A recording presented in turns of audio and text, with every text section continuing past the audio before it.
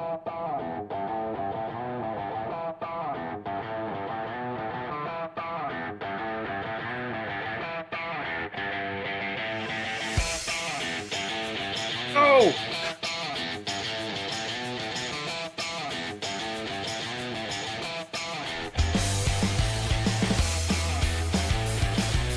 All right, good morning, everyone. Welcome to the pre-market prep. I hope you're having an amazing morning. Hopefully, you guys had an incredible day yesterday. Happy Tuesday to everyone. Good morning, Peter. You okay? What's that? We heard some distress come across. It sounded like Homer Simpson. You're right, Chris MC. Are you okay, my friend? We're trying here. Hold on. Yeah. Hold on. Oh my goodness. I'm having a morning here. What? Oh no, where's my camera gone? Okay, here I am. Oh my goodness. Carl, I don't know what's happening to me today. I am just all over the place. It's probably because yesterday I went a little crazy, and I gotta say, my trading day yesterday, when I had to do my journal, it took me about 73 hours to journal. I'm obviously kidding. But I took like 24 trades yesterday. I was trying to make things happen that were not wanting to happen, and it's amazing that I still didn't hit my max loss. I have so many break-even trades. Clearly, I was not doing it right. That's a lot of trading, man. Yeah, that's a lot of trading. Yeah. So 24 trades. That's a lot. Yeah. Anyways, all right. Today we're gonna do better together. Oh, we sure will. We sure will. I took just 3 trades, all red. Yesterday's again was not a great day, but today will be better, no question. Today will be better, and it's one of those days where those days used to get me really, really frustrated. You guys could probably understand this when you look, and then of course Andrew's like, what a great day, and of course he just happily trundled his way to a $50,000 profit in an hour and a half. And and life is good. And what can you do, man? Like the guy's he knows what he's doing. He's doing good. He makes it look so easy. I'm like, I don't understand. What am I doing? Well, I'm clearly not doing it right. Anyways. I hear you. I hear you, my friend. My camera's all angles all wrong. What's going on here? Oh my God. All right, friends. All right, we'll get this going. We have some interesting news today. The news continues. We're going to talk to you about that. We're going to talk to you about the gappers list. We got earnings, which are starting up again. So, there's good opportunity in the market. There's a lot happening. We just have to, let's chase the money. Let's see where it's going today.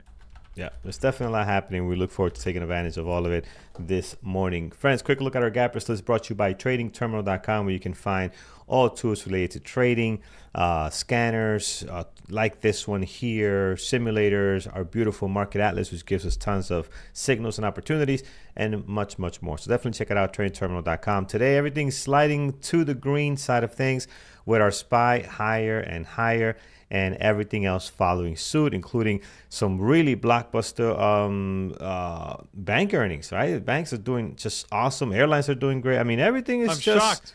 Green. I'm shocked. The banks are doing well? Who would have thought? I saw JP Morgan reported $24 billion in trading this quarter. Yeah. What? Yeah. Making money on the way down and making even more on the way up, baby. That is just unbelievable. And it's like 20% more than last year for this. Some crazy number. Just can't even compute. I mean, it is just awesome. Just awesome. So I'm telling you, banks, they're always making the money no matter what. Hey, you want to fund a war? We got you. We got you. You want to save the babies, pandas in China? We could fund that too globally. It's okay. Yeah. Whatever you need. Whatever you want. You let us know. We got it. We got it. We got you covered. Oh, it's a win-win. But yeah, here, everything in the green this morning. Won't be able to go through everything, but man, there was some good players yesterday. CRWV completely crushing it. There were some other ones that traded very well. Oracle. I mean, there was so much stuff yesterday trading so nice. And I see some of them here already this morning. Look forward to putting those on the list. So again, it should be an amazing day. And you're seeing it here on our gappers list, and you're seeing it on the overall market heading higher, and just all looking good. All right, let's start getting into some of this stuff because we got a lot to cover. Let's look at our U.S. economy calendar for today. Peter, what do we have scheduled? Well, a couple things happening today. Most importantly, we've got the ADP employment report. Is that most important? I'm not sure. That's one I'm going to look for this ADP employment coming up in just a couple of minutes here. Wait a second. Shouldn't this be out already? No, it's still 8 minutes away. And then we have the PPI numbers, which is the producer price index, and those PPI numbers are going to be coming out at 8:30. So we'll mention those. The market rates those as a more important economic event, but frankly, I've never seen the market really react to the PPI numbers because they almost always come out right on target. The producers are usually pretty accurate in their forecasting and their delivery. So we'll see. PPI is expected to grow by 1.1%. We'll see if it comes out at that number in said about 23 minutes from now. Other than that, that's it. We got Barr who's speaking later this afternoon at 12:45. Market ignores Barr. So yeah. So we'll see what happens with these numbers this morning. We'll come back at that, show you what those numbers look like live. So. Yep. Absolutely, friends. All right, let's take a look at some of the stuff that's happening here. Again, we might do things a little bit different today because we ain't going to cover this entire list. I'm going to look at just the top 5 and why they're gaining so much, 37, 20, and 13, really the top 3. See what we can pick off there, and then we'll hop around and do this by sectors because clearly everything is in the green, and I'm probably today going to be watching some of my favorite sectors to trade and some of the earnings stuff and news that Peter has lined up for us here in just a second. So let's take a look at the first ones here. TVTX is first on deck. These guys are up 37%, so doing pretty good here. 2.1 million shares traded. We've seen them in the past. They normally don't trade very well, so not inclined to have them on the list. But man, a beautiful gap up this morning with some volume, right? And if you look at their daily here, they don't trade very, very good, but big jump for them this morning. Peter, what is the news today, and is it tradable? This is a biotech stock. Sorry, I'm reading the headline here. This is Travere Therapeutics. And, it's one of these where I'm reading words and I've read them like 5 times and I don't understand the words I'm reading. So let me read them to you. Travere's Filspari wins FDA full approval. So far, so good. Filspari is apparently the name of the drug. The FDA, I've heard of them. Anyways, first and only treatment for FSGS, expanding beyond legal IgA nephropathy, which targets the reduction of proteinuria in FSGS patients without nephrotic syndrome. What did I say? I don't know. They got a drug, Carlos. I have no idea what I just talked about. Yeah. What the heck is nephrotic syndrome? That sounds dangerous. Isn't that like? It's something just made up yesterday or something. Isn't that when you do something with dead bodies? No, wait. Is that? No, that's. I'm not even sure, man. You could be. I have no idea. No idea. Anyways, I apologize there it is, to anybody with it's a kidney disorder characterized by excessive protein leakage. So okay, protein leakage. That does not sound good. Nobody likes to leak protein. That doesn't sound good. All right. Anyways, look, they got a drug that's if you've got this, I'm sure you're very happy today. And obviously the stock is moving up. So I just find it interesting when they give me headlines and I'm like, can you dumb that down for me a little bit? I need to know. Yeah. So, I agree. Good volume. It's funny, Carlos. There's 2 million shares traded, but when I look at the chart, I don't know. I don't really see 2 million shares being traded here, and it's pretty like right now the price action is dead flat. There's nothing moving. We haven't had a single share change hands in the time we've been talking. So, there we go. There's a couple that just came through. So yeah, this is not looking encouraging anyways from a trading point of view. Yeah, there's news is great. I love the gap up percentage, but I mean we're gonna have so many better things to look at, and that's not seeing that's going to be it. CRDO this morning also up pretty nice here, 20% almost. And you can see they are 853,000 shares traded. Daily has been on a very nice run the last 3 trading days. This is Friday, yesterday, and today. So pretty nice pounce here and breakouts. So CRDO, Cradle Technology. I know we spoke about them before. We might have watched them before too. But today, with such a packed list, there'll be better candidates, I'm sure. But Peter, they're crushing it, man. Up 20%, good volume. Back up towards their highs here. Recently had an area of resistance, and doing well the last 3 days. Yeah, and this is an acquisition. Uh and I'm trying to figure out who's buying who. I mean, because CRDO's up, so normally they would be the company being purchased. Blah blah blah blah, but I'm not sure. Anyways, they apparently are merging. Anyways, look, they've got a deal with something called Dust Photonics. I assume they're being purchased by Dust Photonics, and the deal is going to give them about $750 million cash and 92 million shares up front. So I don't know this Dust Photonics, but yeah, apparently this is what's happening. We've seen this on our list before, Carlos. I'm highly suspicious of this company because this is a semiconductor company based out of the Cayman Islands. And come on, man. You base yourself out of the Cayman Islands. Don't you just scream, I'm doing something shady? Yeah. I don't know. I mean, that's I apologize to all of the sorry, made myself laugh. All of the legitimate businesses in the Cayman Islands. Yeah. Can you imagine being a legit business that's doing very, very well? You're in the U.S. on a business trip. The minute you say where you're from, they're like, you get the side eye right away. You know, it's like, what? Where are you from? So, anyways. Oh man, careful please, out there. Nobody put out a hit on me. I'm sure there's. Don't unalive. Do not unalive Peter. Yeah, please don't unalive me. Do not do a Boeing special order on Peter. We don't need that. All right, BE. We're gonna get so sued, but here it is. BE is next. They are up 12% this morning, 447,000 shares traded. Bloom Energy is a ticker. We've seen it plenty of times. Again, normally it's not on my list, but today they're rocking, man. Up pretty nice here, and not just up. I like their daily too. Like they're exploding above their recent areas of resistance here, even yesterday, right where they came up to that area, and today they're blowing right through. It looks like last night they might have had some action late in the evening or after close, and then shot up pretty nice. So earnings, Peter, it looks like it, but again, I have not looked this one up yet. No, actually, it's a expanded deal with Oracle. Oracle has agreed to buy more data center power from them, up to 2.8 gigawatt fuel cells to power their data centers. As part of the deal, what was interesting is they actually issued Oracle a warrant to purchase up to 3.5 million shares at $113.28 a share, which, as you can see, is well below the current price. So Oracle, I mean, I don't know. Oracle could just pull the trigger on that right now and happily pocket $80, $85 a share. So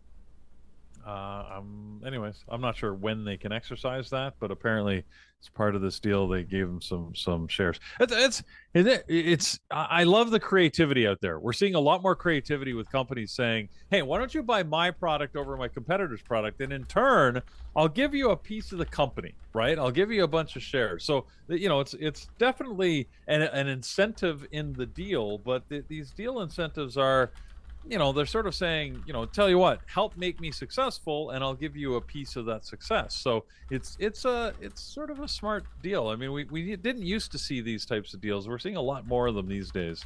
It's a little insidious because, of course, now, Oracle's incentivized to make Bloom successful, so that investment creates value. But that's exactly what Bloom wants. So that's a win-win. I like it. It's creative. Yep. Agreed. Are you gonna watch it today? I don't know. I've never spent any time paying attention to Bloom Energy because it used to be just a SPAC. Like there was a time where Bloom Energy wasn't really an active company that I would sort of trade, and it looks better these days, Carlos. It is still trading on the New York Stock Exchange, which always gives me pause. And if I look at even the price action yesterday, it's pretty slow. Pretty low and slow. So I don't know. Yeah. I'll put it on a secondary list, but I'll knock it off if I find something better. So for now, it's a maybe. Yeah. I like that. I think I'm gonna do the same because again, I like the gap up here, guys. Pretty nice. I think we we could see some activity on it. And I like the daily too. Like the daily is really nice on this, right? Breaking out like this is, I personally, I'll be honest, I feel like there'll be some selling happening here at the market open that we can take advantage of. But, you know, usually overreaction to the pop when the heavy volume comes in. So let's see. Secondary for now. We'll see if we can get anything out of it. All right, friends. What else? What else do we have? Let's take a look at our list here. OKLO. OKLO was just on here. Let's see what's going on with our OKLO stock. Again, another one that has been trading very well. Yesterday had a nice day, as you can see here. Pretty nice. And today we're continuing. We're up 8.8. 734,000 shares trade. So doing pretty good here. Overall in the daily, the big picture, they have not been doing so well. I mean, this thing hit a high of almost 190 something here. Well, yeah, 193. And then has since then has come crashing down all the way back to 50. And the last 2 trading days, trying to turn things around at least. So big move for them yesterday and today so far, Peter. I like OKLO. When it trades well, it could be a good opportunity.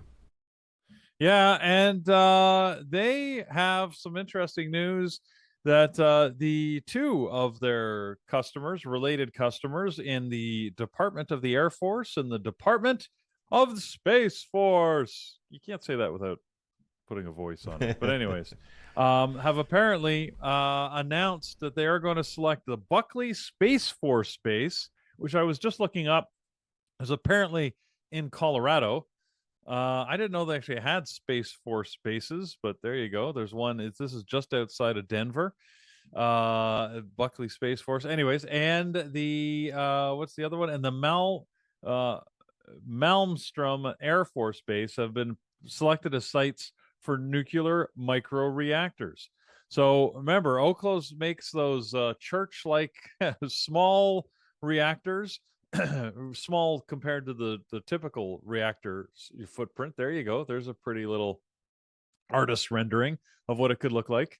They're starting to install them on bases, or at least approving bases for their installation. Keep in mind, as far as I know, they haven't started construction. The very first approved one was in Alaska, and they said that they're going to be starting to build one. They have, as far as I know as well, they have not built a prototype yet. So this is, but you know, they're getting clients that are saying, yes, once you're ready to go, we've got a couple of bases that will allow you to build on.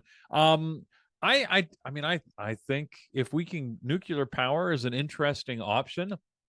I'm a little skeptical about us being able to do it safely and keep it in the hands of those whom we deem responsible. Right? Like that's always been the fear with nuclear power, is that it gets into the wrong hands and they use it for nefarious purposes. If you're just using it to, you know, power things in a relatively cheap and, you know, manner, then okay. If you want to blow things up, then I got a problem with it. So but I mean, it's different nuclear power. We have to keep that in mind, right? It's very, very hard to convert a nuclear power plant into, like, it's not fissionable material in the same way. So but that's always the fear, right? That people are going to use it wrong, or just sabotage, right? You just sabotage the nuclear reactor, and then you don't create the big explosion that we think about from a nuclear bomb. You just create radiation fallout.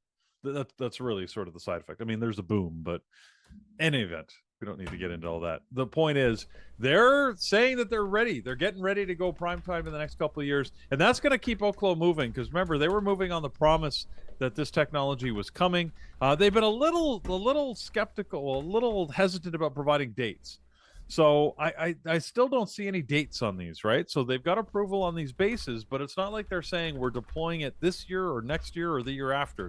They haven't given any dates for deployment. So, you know, we have to be a little cautious. I mean, you can see OKLO on a daily chart. It's still well down from the highs when this thing looked like it was going to challenge the $200 mark, and then sold off over the course of the end of last year and through the beginning of this year. So it's good to see it recover a little bit, Carlos. I don't think it's actually going to be tradable today. It actually had a good steady move up yesterday, but I'd be more likely to trade BE, Bloom Energy, than I would be to trade OKLO this morning.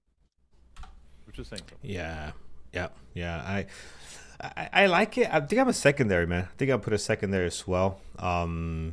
Let's see. I want to watch something different. I know what's going to end up happening, Peter. I'm going to have Tesla, NVDA, MU, CoreWeave. I mean, Apple. The way the market's trading today, these are going to be very, very good trades. American Airlines, and we'll talk about airlines in a second here, up 10%. Yeah.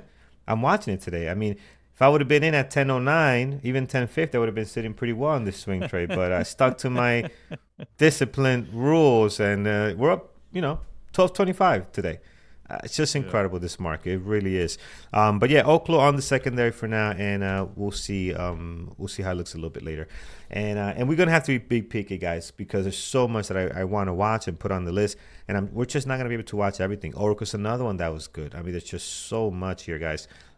Days like this is great to have you guys on in the chat, because now we can bounce ideas. We have eyes on everything, hopefully. And you guys make great calls. We taken some pretty good trades in the calls you guys have made. Say, hey, look at this at the VWAP. We take a look at it. It looks great, and we take advantage. So that's going to be very helpful today, I assume, as it always is. So yeah, let's take a look at what else is here. Those are the top ones that are leading the gappers list this morning.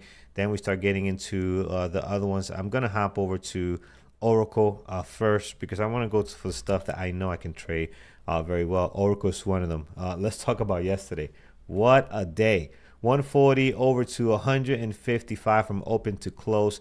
I mean, it was just monstrous. Never looked back. Got going very early on. There are a few like this, as I mentioned earlier. But today already, they're up another 4.5. So, I mean, just insane how well they're trading, Peter. I'm going to have these on deck. Might be on my primary list. But it's rocking today. And Oracle seems to be one of those stocks that the market is really ambivalent about. Like, it's in love with it and then falls out of love with it fairly quickly. Remember when Oracle was playing high? I don't know, when was that? That was late last year sometime. When the stock was up October, so, when it had that big jump and everybody was all excited and had a bunch of deals, and then it just sold off right through to February. And then, now we've been bouncing for the last month and a half, sort of at these lows. And then suddenly yesterday, the market loves it again. Nothing's really changed in their business, right? I mean, it's sort of like everybody rediscovers suddenly, oh, what? They're an AI player? They actually have real AI offerings? Oh my God, we love them again.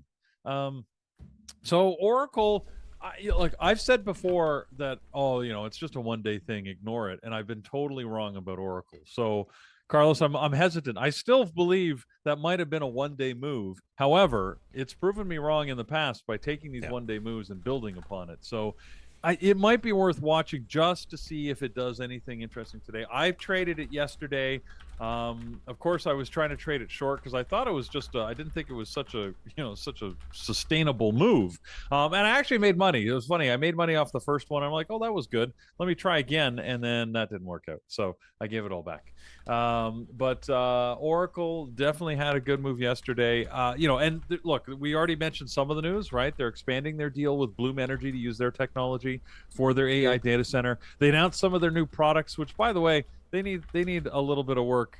Their marketing department's got to work on their product names, because I'm trying to find them here again. I ran across them this morning, and I just felt that their product names are just, I don't know, they don't seem to match up to some of the other companies' naming conventions out there, and they don't feel very. Maybe it's the German in them in Oracle, that they're naming things in a pretty mundane way. They had now I'm trying to find it here. Where's my Oracle news? Come on, Oracle. Anyways, their Dell product. No,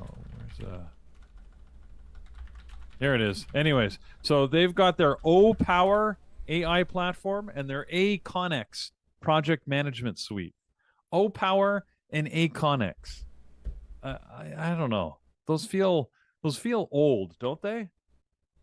Nowadays, it used to be like you would name, I don't know. You'd put an I or an E in front of something, right? And it would become the word, like the iPhone. Right? That's an older terminology. That's what people. So they've gone with O-Power, Oracle Power. All right, fine. But nowadays you don't name things that way. Shouldn't they be naming it like, Joshua, or they should be naming it like Sizzle or something? Like just some random word. So either a random name, or just some funky word. Yeah. I don't know. Anyway, it sounds very 80s, 90s. Yeah, little like, upgrade. Anyways. Yeah. All right, but however, who am I to say they saw some stock gains yesterday with their O-Power and Aconex platforms, which are finding some traction, and their increased investment here in data center capacity. So, Carl's, again, it's one of these things. It's going to go on my secondary list just to keep an eye on. I don't have a lot of faith that it's going to make another great move today, but I really just don't want to be watching from the sidelines if it does move and feel that I missed it. By the way, the only reason I was trading this yesterday is because in the chat room, the Bear Bull Traders chat room, a couple of members had identified it and pointed it out. So thank you for that and putting it on the radar, which helped us, again, more eyes, right? That's the big value of a community. You have lots of eyes out there in the market can help point out things you might not have otherwise been paying attention to. Yeah. Agree 100%. We had some what we had some Lambos and Garbage Truck members earlier today. Here we are with I saw that 3 this morning. Shalifa Kapoor, welcome. Manhood 3905, welcome as well. And our good buddy with, I think, the longest or second longest handle in our community, Emmanuel Antonio Evangelista 3419. Welcome, my good buddy. Good to see you join the family there. It's got to be I think the longest hashtag there is. There might be somebody just a digit or 2 longer, but welcome. He's definitely using all the letters there that are available for a hashtag for a handle. I'm going to use all the letters. Yeah, all the letters. I can keep going? All right, let's keep going. So welcome, guys. Good to have you all join the Lambos and Garbage Truck family. All right. Oracle, I agree with everything you said, Peter. I'm on the fence whether to add it or not. I feel like if I don't add, I'm going to miss out on something. Yeah. I feel like let's put it on here. We can always take it off. Right? It is. I don't actually want to trade it. I just don't want to miss out. I don't want to miss out because it can put in some really good moves. We can knock it down if we find something better. Let's put it there for now so we keep it at least in the radar for the most part. All right. Let's hop to some sectors. Let's go straight to airlines today, Peter. Airlines. We had Delta reports very early, if you guys remember. They did their report, their earnings report back last week. They're one of the first ones to actually get earnings going. They did very good and sold everything off. But today, we got some airlines doing pretty well. American Airlines, United Airlines, and we also have some news behind it. So let's go to that and see if these are tradable today. Let's do it quickly. We got 30 seconds before those numbers come out. So I want to make sure I don't miss that for you. But yeah, apparently United CEO in sort of a letter to the government sort of pitched a potential merger with American Airlines. And apparently this was news to American. It's not like they discussed it. He's just like, hey, what if we merged? This could be what the deal looks like. And Americans like, wait, what? It's sort of like someone saying, you learn through a friend of a friend that somebody wants to get married to you. You're like, what? Who? What? Where? Maybe you should talk to me about that. Anyways, so American Airlines expressed a little bit of surprise at this. United Airlines said, we were just spitballing with the government to see if they would allow it. So it's a little bit weird, but it's got the conversation going. And it's got the stocks moving. So like you pointed out, American Airlines stock is up. And it seems like there's a potential opportunity there if there's interest. I don't know if the airlines will actually do it, but it's got some conversation. All right, let's take a look at these PPI numbers that just came out. We'll come back to the airlines. I just want to make sure that we don't miss this. A lot lower than expected here on these numbers. The PPI was expected. Remember, I said 1.1% growth. It came out at only 0.5%. And the core number was 0.1 versus an anticipated 0.4%. So you can see some lower numbers there on the PPI. The market, however, if I look at the chart, so far hasn't really reacted, has it? It's not really doing much of anything. So we had a little bit of a blip higher, then it came right back down. But I mean, we're still within a very solid range here. That was on the Qs. The SPY moved even less. So yeah, as expected, right? The PPI numbers. I said I rarely see the market truly react to this. I'm not seeing much happening right now. So There you go. Yeah. Okay. So that let's go back to airlines because that's more interesting. Carlos, I don't know, like it feels like this is either one of these, United or American. You could possibly trade today. American Airlines is up 8%. United Airlines is only up about 3% right now. Obviously, American, it always gets better volume on American Airlines. Already 4.5 million shares. I think that this is one of those sort of unfortunate situations where we're waiting for the next piece of news, right? Yeah. And because Americans moving the most, it's sort of up to American, I think, to make the next move. That move could be, yeah, we'd be interested. Give us your best offer, or it could be, what are you talking about, man? Get the hell out of here. We're not interested in merging with you. So Yeah. depending on what that answer is going to determine which way the stock goes, I think. So. I don't see how they're gonna make this work. I mean, they're top 4. American Airlines got top 1, I think. American United is like top 2 or 3. It'll be the biggest merger in airline history if this takes place, right? And it's not like either of them are not. Usually, someone goes bankrupt or is having financial problems, and they merge or they get bought out. These guys are not the case, at least not that we know of, unless United knows something we don't know and they're trying to get ahead of it.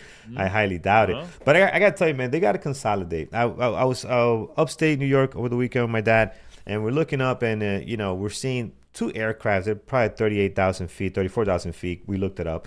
And they're like right on top of each other, 4,000 feet apart. And like, oh man, that seems, they usually never fly in a straight line like that, both back to back. We looked them both up on the flight app of FlightAware. Both took off from Boston, both going to Tennessee, Southwest, and it was an American Airlines Embraer, and Southwest 737. That is just stupid. That is, we have to consolidate, man. Get a bigger plane, but and put all these people together. Like, that makes no sense to do that, right? They literally took. There's money in it, they're gonna do it. It makes no sense. They got to consolidate. They'll have less accidents, less traffic for ATC to take care of, and less pollution. How about that? For I don't know. It that makes no sense to me. But yeah, this will be interesting if it actually takes place. I would love to see the points combined for me and you, Peter. That's what us consumers get nicely. United Airlines is my main hub. If the points that can be used in American Airlines and United, oh man, that would be awesome, because that opens up just a lot more possibilities for us. So let's see what happens. As far as American Airlines goes, yeah, I like this one. I like trading American Airlines. I really do. I'm gonna put it on a list here. I don't know if it's primary list though for today. I really don't, but a secondary for sure. And we'll see. 4.5 million shares traded. It is up 8.6 right now. So I do like all of that, and I think it's worth watching here. As far as other airlines, I don't see United or Delta doing anything fun. I think American Airlines is the one to watch this morning. All right, back to this list, friends. We have a bunch of other stuff on here. I'm not going to go through all of this. I do want to look at semis and see what's going on there. So obviously, NVIDIA and MU are tickers that we love to trade. Look at NVIDIA's daily here. Has been trying to get going, gives it back and get going again. Has not been the best trader though intraday after the bell. Usually I'm going to MU for that. MU has been a little bit better. They're up 1.7 this morning, 1.4. So I will be watching them. I know a lot of you guys have been talking about Intel, right? Intel's daily. And again, I'm missing out because I'm not putting Intel on my list. They just keep on going, man. They are rocking it out here, and might be time to switch it up and put Intel on my list. Peter, what's your thoughts? Yeah, Intel's a tough one because again, we haven't traditionally liked to trade it that much. It's hard. It's hard to trade because it just will stop moving. Like, it looks like it's going to go great, and then it just stops moving. So, but that being said, you look at the daily over the last 2 weeks, and you're like, man, I think I missed an opportunity, right? So, I don't know. I mean, 2.5 million shares or 2.3 million shares so far this morning. There's no big news on it that I can see. So, Carlos, I don't particularly expect Intel to have a blockbuster day today, but yeah, like, it's another one of these ones where I feel like by not watching it, I'm risking missing out. you know, you're going to be like the last kid at the party standing on the sidelines where everybody's getting that dance in. So, I don't know. I got a whole bunch of stuff now on the secondary list that I'm watching just because I'm afraid of losing out. So maybe we're going to need community help here, right? Well, maybe we should like Yep. assign everybody a stock, and you're all responsible for watching it, and let us know if it moves. 'Cause you can't watch everything. No, we can't watch everything. Intel this morning looks good. I think I'm gonna watch Intel this morning. Normally I don't put that on my list, but today should be fun. Day looks great. Pre-market action 2.3 million, which they always get great volume. Volume is not an issue for Intel, by the way. If you look at this daily, look at this 90 million shares traded on a regular, no, decent basis, a little bit around 72. So yeah, I'll watch it today and let's see what we can get going with Intel. It's been trading so well. Hopefully I'm not too late to the party. It's already done a lot on this daily. Let's see if today can be another one of those days. And I'm gonna add MU because it's my favorite semiconductor to trade, really. So that will be on the list as well. All right, friends, there's a ton of stuff here. I want to leave some room for anything that you guys might come up. Let's go to you, Peter. And do you like anything on the gap up that maybe we haven't talked about yet? Yeah, Lucid is on the gap up list. And Lucid's Lucid's really turned their stuff around. Remember they were having money issues. It was rumored that they might be facing potential bankruptcy or liquidation.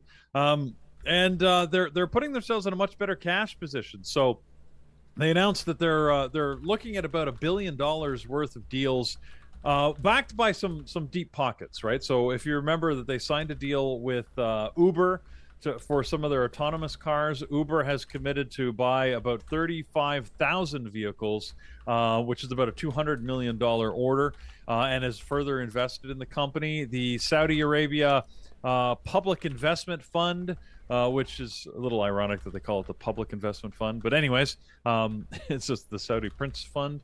Anyways, has invested $500 million in them. And that's just free capital that they can use to further spur their growth. So Lucid is doing well from a business point of view, or at least from a cash flow. They've turned around that cash position. From a stock investment, I mean, it's still just trundling along the bottom here. I haven't yet seen any good moves, but I noticed it's gapping up 4% today. So maybe it's one of those where I feel like if you can catch the beginning of this move, there's some good opportunity in Lucid. You just don't know exactly when it's going to take off. Carlos, if you're looking for a longer term investment, maybe you want to look at EV manufacturers since you missed the airlines. Anyways, yeah. Who knows? Who knows? Not providing investment advice here, but I'm just saying if I'm looking at Lucid, it's been hanging around here, and it has been still moving lower. We got to acknowledge that, right? Like it's up at $9.60, but just 2 days ago, just yesterday, it opened at $8.30. So it's I mean, there's a lot of room for growth, but there's still room to slide. So, anyways, there's a potential opportunity. You mentioned the semis. Obviously, Intel is one of them. We can't ignore the other ones that are on the list. After tons of bad days, NVIDIA actually had a good open yesterday. It finally moved well. Andrew took good advantage of that. He's amazing how he's jumping on that. But anyways, NVIDIA had a good move yesterday. AMD did not have that good of a move. But it's like you gotta, nowadays it feels like we've got to sort of have them on a rotary here so that we can pick the one, right? And any given day, one of Intel, Micron, AMD, or NVIDIA is going to move. You just don't know which one. So you got to watch now all four of them to figure out which one is going to be the one that's having an active day. So, that sector is always providing something. And I think if I'm checking the scanners here and the gap up list, Carlos, I noticed that we're getting some movement out of some of the crypto stocks again, which surprised me because it's been so quiet. We've talked about that, right? How quiet it's been. And Bitcoin prices are up a little bit, $74,390 right now. Remember, yesterday at this time was sitting at 71,000. So I mean, we're not up huge, but we're up a little bit, and maybe there's some life left yet. So we'll have to wait and see what happens. But yeah, it moved up late yesterday evening to this high, and I think this, usually these stocks just follow behind a little bit. So Yeah. So speaking of crypto, I got an email yesterday from Coinbase. You guys remember I put like $100 in Coinbase back in 2022. And I'm like, let me make sure everything's okay. So I check in there. I go in there just to see, I keep getting this email. Hey, check your portfolio. I'm like, let me see how the portfolio is doing with $100. Peter, I'm up like $300 on $100 that I bought back in 2022. So my $100, I bought at an average price of $18,000, and my $100 has returned 300%. I'm like, why did I just buy $100? Like, why did I just play around with a little bit more? I mean, just insane. It was November 2022 when I purchased, and it's just been sitting there. And then I got concerned, like, man, I never get stuck in the right thing. I'm like, I could just bought like $30,000 on this, just sat there for 4 years. It's easy in hindsight, right? Like, come on, man. So it's just sitting there, and we'll see what happens. All right, so what else, friends? That kind of covers the gap up. There's plenty of stuff on here. I'm going to add a CRWV to my list as well, because that one was good yesterday. CRWV. CRWV had a great start in the morning. Today, they're up 4.7. They got some volume. I want to watch a lot of the stuff that I normally don't watch. CRWV I'm going to put on here. Look at this list already. Oracle, Intel, MU, and CRWV on my list. So let's quickly look at what's gapping down. Go ahead. They got an upgrade. So yeah, it nice. Might be a good day for CoreWeave, as they got an upgrade yesterday from Macquarie with a price target of 125, which is a good $10 above the current price. So definitely look at that. Ennoble FDT, yeah, good timing. Before I saw your message, I was thinking about CoreWeave. We just didn't get to it, but yeah, CoreWeave going to add that to the list this morning. See how that does.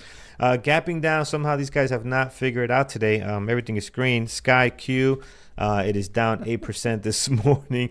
I mean, it's down, but it's down after some massive gains, right? So it's just coming back to reality a little bit. A little heat check there, and that didn't work. So they're back here down to $11, up 5.3, down 5.3, excuse me. Hard to borrow, low flow stock. We saw this yesterday as they were high flying in the pre-market and all market open. It just went down. So I don't expect day number 2 to be any better. I think there's better things for us to focus on. So we'll skip on this, Peter, unless there's anything you want to add. No, like this is the variability of oil and gas, right? I'm trying not to talk about it today because we keep talking about it. And it's unfortunate that these are not really tradable. There's a lot of movement. We're concerned about gas prices. We all get it. You can't trade these things. So yeah, let's just move. Yeah, they're tough to trade, especially these lower flow stocks. I mean, they're just not great with our strategies.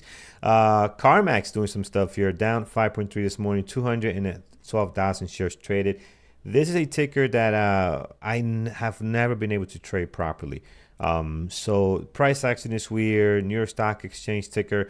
I just don't like the lack of volume you get, and that's going to create some really difficult trading at the bell. So when I see CarMax, usually skip it. I don't like it as far as intraday action. Peter, they're gapping down this morning. Looks like earnings this morning, maybe. The way they're moving? That is correct. Okay. Yeah, they're one of the ones with earnings. I was going to mention them when we got to the earnings section.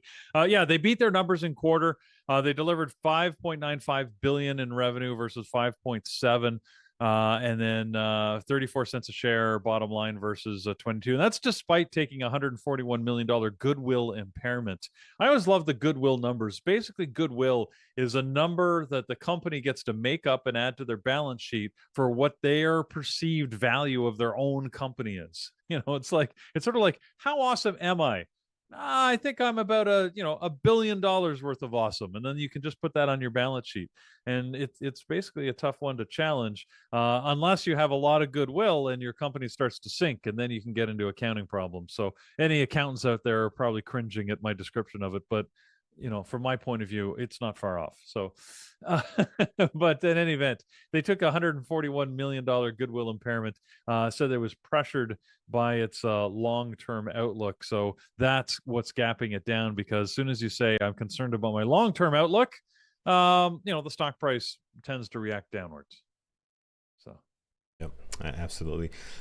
Someone asked me earlier, I don't want to forget your question about the funded account. So I guess you finished your funded account and you're asking whether you're going to get email. I'm assuming you're asking for your payout because the question wasn't complete.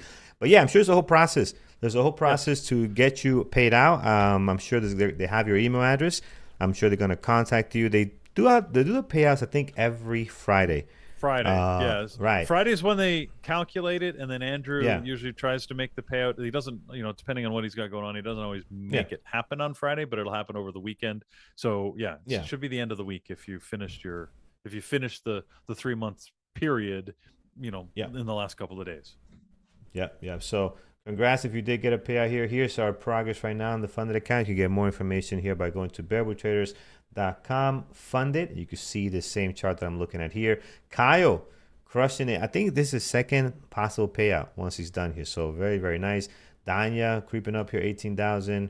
And you got the rest on there doing pretty well. So congrats, guys, on making it happen here. Keep up the good work. But yeah, every Friday. So give it a little bit, and you'll be able to get that payout.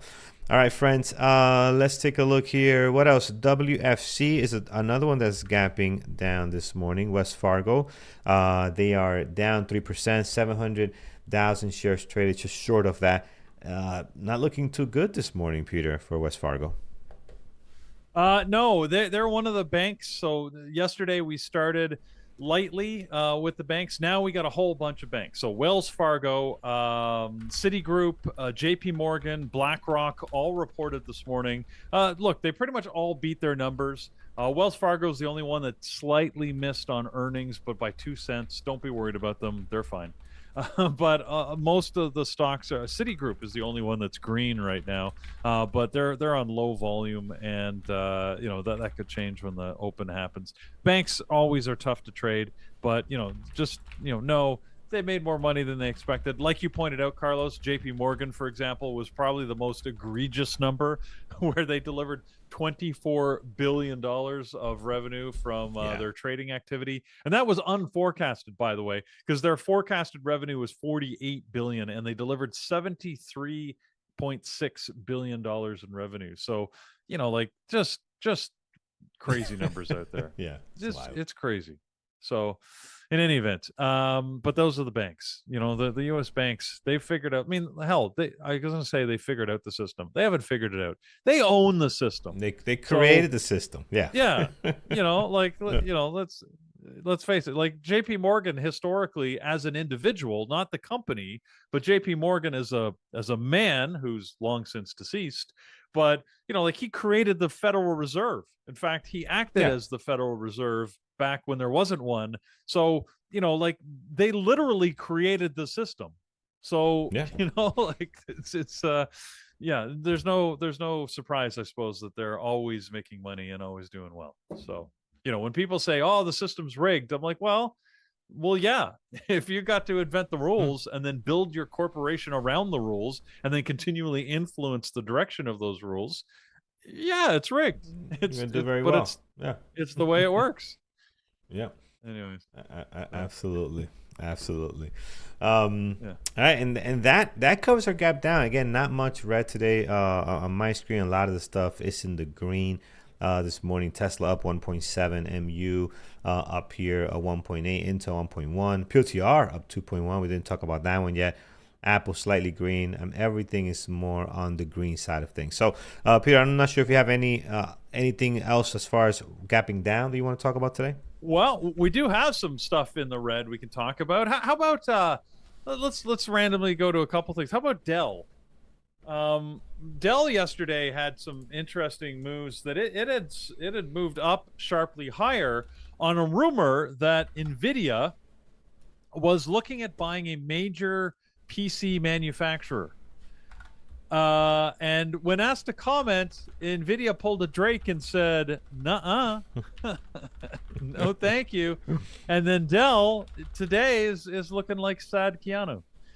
So there you go. So that's Dell is it's funny. I love that picture because every time that Keanu's been asked about that, it's an old picture, right? But it's one of those that are like sod Keanu because he was sitting on a park bench eating a sandwich, and every time he's like, guys, I was just eating a sandwich, man.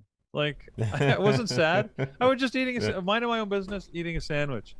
Anyways, so Intel also moved on the rumor now because the rumor was just some vague thing that they're looking at a large PC manufacturer. So I feel like people were just throwing stones. I mean, I don't know if why they targeted Intel and Dell. Dell makes sense. Intel feels a little bit more of a stretch. They're not really a manufacturer of PCs per se, but chips clearly. But anyways, look, who knows? NVIDIA denied the rumors. Maybe they did it to protect the deal, maybe because there isn't really a deal.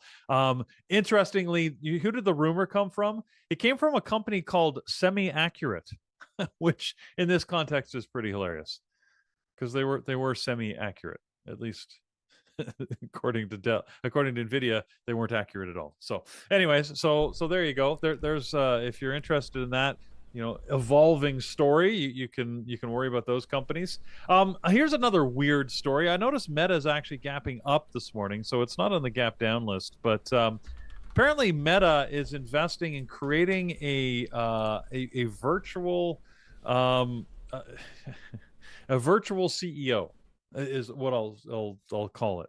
They're going to create some sort of AI robotic version of Mark Zuckerberg because he feels that staff doesn't have enough access to his opinions.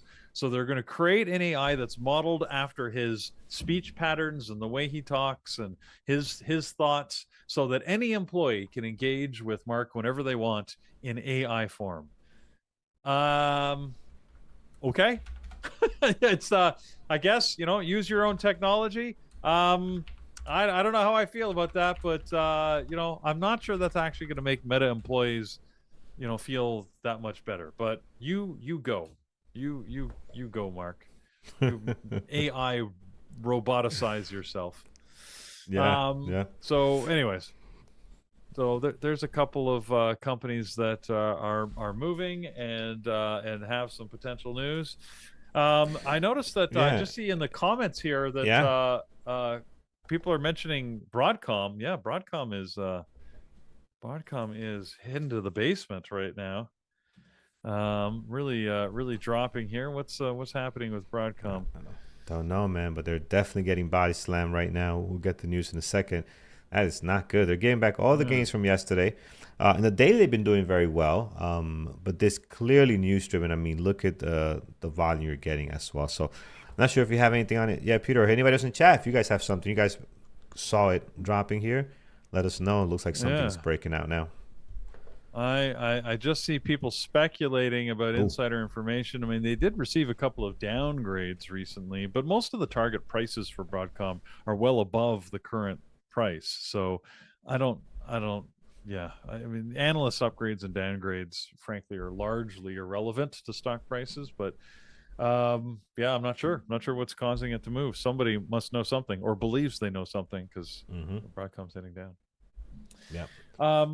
In other stock-related news, although it's not a specific stock, but market-related news, Carlos, we are facing today the SEC, which is the Securities Exchange Commission, for anybody that doesn't know and love them.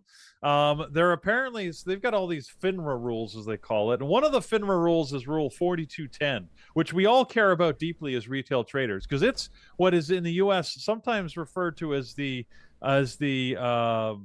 I'm losing the term.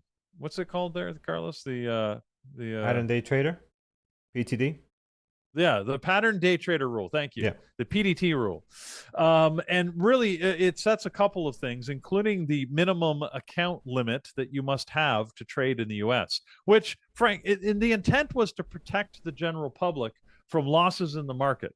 Arguably, it just protected the people from modest means of accessing the stock market, which is why there's all these other derivative products and other ways to get at the market now that you can circumvent that. So finally, at long last, the SEC is getting around to looking at changing, and they're looking at radically reducing that. $25,000 is the minimum account value you need to be actually able to trade stocks directly, long and short. And they're saying that they might reduce that quite significantly. It's unclear. Well, they haven't made a ruling yet, so we don't know to what level, but it's being proposed that you could have an account as small as $2,000 to be able to enter the market, which would change the change the landscape. Now, as a Canadian, I already take advantage of that, right? Because the Canadian rules are more permissive, and you can have much, much smaller account values if you're starting in Canada, even if you're trading the U.S. markets, right? Because it's the Canadian rules that apply for account balance. And I've often traded with account balances under $5,000, so I know you can do that. So we like it in that it gives more people access to the markets. Frankly, I think it's ridiculous that we try and protect people from the stock market when, you can go to a casino and waste your money. You could buy unlimited number of lottery tickets. You can, there's all sorts of other ways to waste your money. I mean, the betting apps out there, you could bet your entire life savings on something stupid like the color of underwear that, the president's going to wear tomorrow. So, why put these artificial rules on top of the stock market? So I think it's good that they're looking at changing it. Today's when they're trying to make the decision. Note that even if they make a decision to reduce that rule today, it's not going to go into effect for a little while. Usually they give a time for people to adjust. Of course, you have to adjust all the back-end systems and figure out exactly how you implement this rule. So it would likely be the fall before this would be implemented at the earliest, would be my guess. It might even be a 2027 implementation thing. We'll see. However, we'll find out. We'll see what happens if and when they make a positive ruling on changing that FINRA rule 4210. So yeah, that's gonna be awesome. One of the biggest changes to market restrictions in who knows how long. So that's gonna be interesting. I couldn't find it, but I read it earlier today. The guy that submitted the petition, I can't find it, somewhere listed here.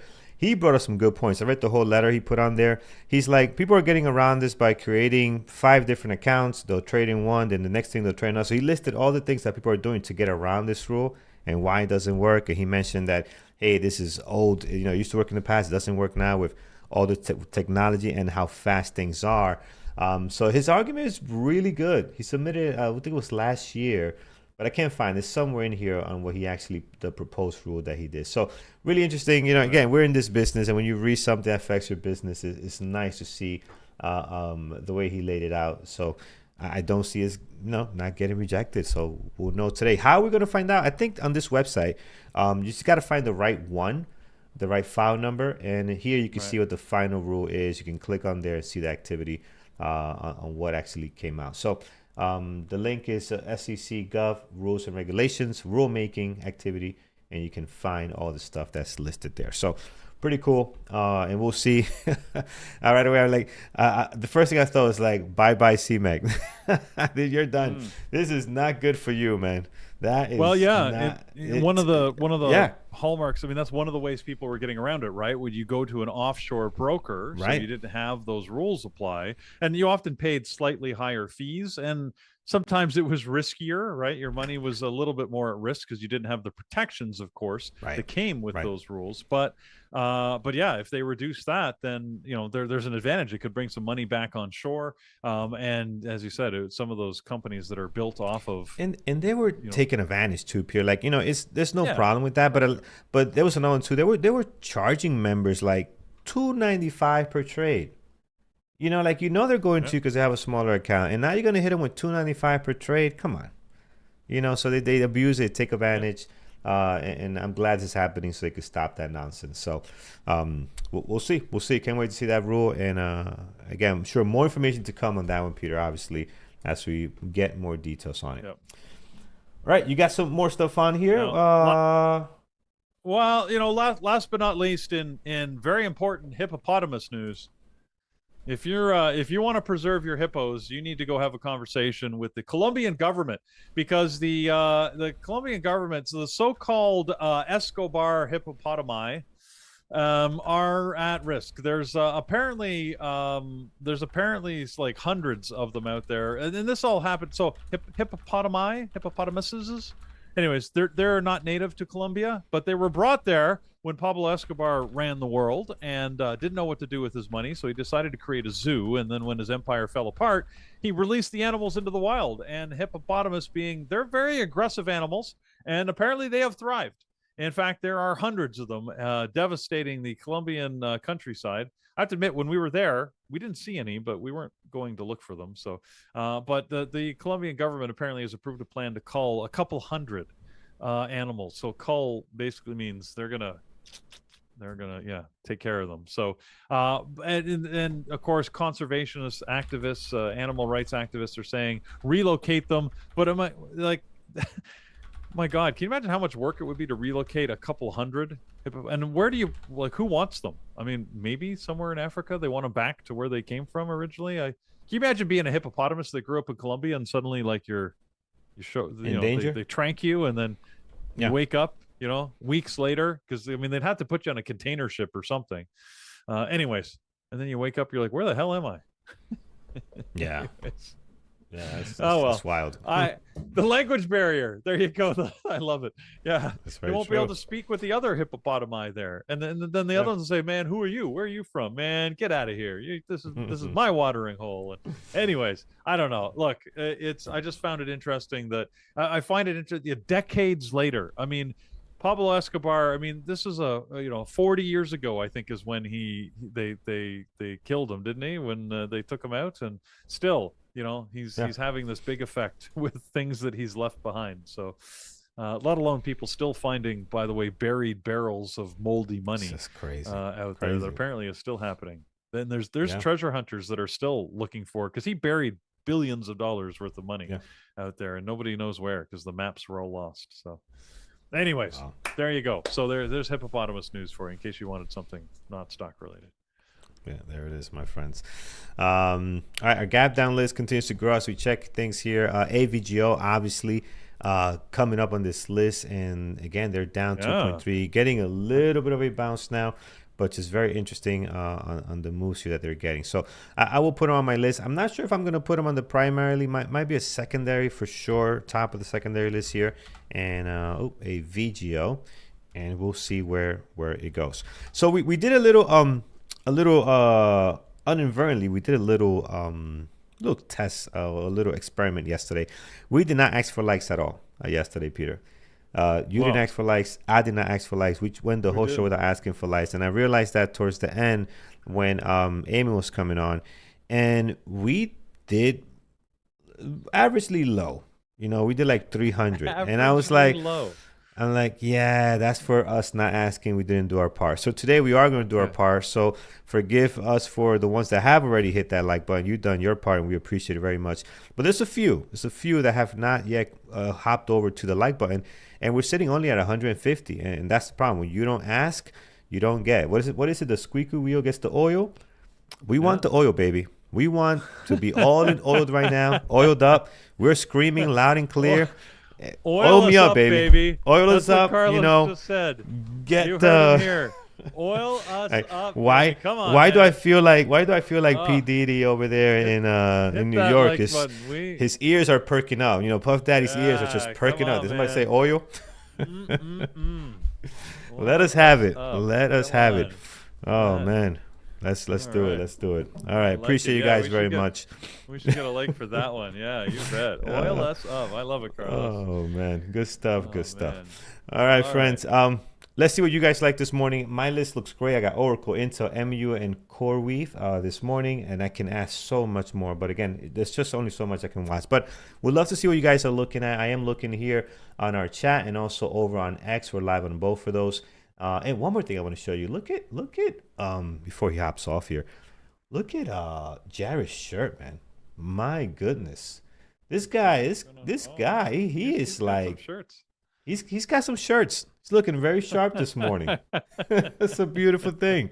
So shout out to Jared for being in the chat. He comes on every morning, guys, at 8:30 in the morning of Engineering the Markets for our members over on bearwithtrust.com. So definitely head on there and check it out. His knowledge and experience of the market and overall moves are just awesome. So definitely check him out. Kings, yes, Domino, kings of shirts. No question. No question. He sure is. All right, let's take a look. I see PLTR being mentioned. Yes, I had an okay day yesterday. Not a CoreWeave day, but still did pretty good.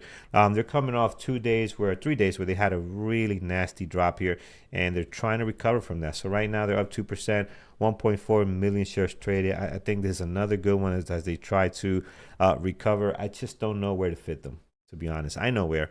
BE's got to go. BE's probably the one that has to get moved away here. But I like that. I don't know. I can't fit them. I really can't. But they look pretty good this morning if you do want to watch them. I already have OKLO on my list, so OKLO is good. Nice pre-market action, up 8.8, almost 1 million shares traded, coming off a green day yesterday. So that is nice as well. So I'm gonna keep that there. HPQ. Phantom of the Web. Love the name. I'm not a big fan. They don't get good volume. Yeah, like that name. But they don't get good volume, so I usually don't keep them on my list. And today's going to be one of those days where you're going to have so much to look at that's going to have better volume. But again, it depends on your on what fits your criteria when you are searching for what stocks to watch, right? We spoke about this in our onboarding class yesterday, gave you a quick snapshot of what you're going to find in our strategies, stock selection, setup identification, and also execution. And in that stock selection, this might be a good one for you, right? It's going to determine what stocks make the best candidates for that strategy. For my strategy and Peter's strategy, as far as we know, this is not one that's going to fit that criteria, right? So just be mindful of that, but make sure you have that list of stuff you like. Not that you like, the stuff that's going to make best candidates for your strategy. Tesla up 2%. Tesla stopped the bleeding. Peter, it has stopped the bleeding. We are turning around slowly but surely. It's managed to get a couple of days here, still not matching the one single drop we had here. I mean, this was massive, but slowly turning things around. As far as trading, it's a good one. It gets volume. I can add it to my secondary list. I could do one more. That's it. Tesla. I can't do no more. That's a total of 5. I can't add any more. But Tesla's good. Google and those other ones you can watch as well. Right now, Google's up slightly. Like many of our stocks are up slightly between that 1% to about 3% or so. Many stocks within that group. Apple is pretty flat for the most part. Did not have the best trading day yesterday. And you can see their daily just loves being in this range, right? So we're back at it here, going sideways. Prior to this drop, we were hanging out here before, and we're just back on it. So I don't see anything happening great on Apple. But if you have the space, definitely put it on your list here. All right. I think we're pretty much covered. I don't see anything else we have to go after. Again, my list looks great. Looking forward to this market open. Let's get to a question here that we had actually on the another question we had. I just missed it, which I think is important. So one of the questions was if the PDT rule does get removed or adjusted, not removed, but adjusted down to 2,000, which is the minimum for brokers to provide you with margins, right? That's what they're looking for, to provide margins and be able to trade more than three trades per a 5-day period. I think the turnaround, right? Yes, Andrew's still going to provide you with the funded account. And actually, you should still do the funded account, because what's going to happen is, and we've been talking about this in meetings, is that people are going to come in with their $5,000, and they're going to come in with their $5,000, open up an account, right? And they're going to lose money, because we all lose money starting out. Let's not kid ourselves, right? You might get lucky, see some upside, but for the most part, you lose money. And if you lose $300, $200 here, this really hurts your equity big time. That's a big chunk. And that's what's going to happen. You're going to want to come in. They're going to want to make money fast. And they're going to go this route. But what happens is with the funded account, you pay your $299, right? And you have access to $12,500, right? And 50K buying power, right? So what happens here now, it's a whole different ballgame. When you lose 200, when you lose 1,000, right? It's not your own money. Right? It's not your own money, right? Your only risk is here. It's a solid risk of $299. Right here, you lose 1,000, it just becomes harder and harder to come back and grow that account.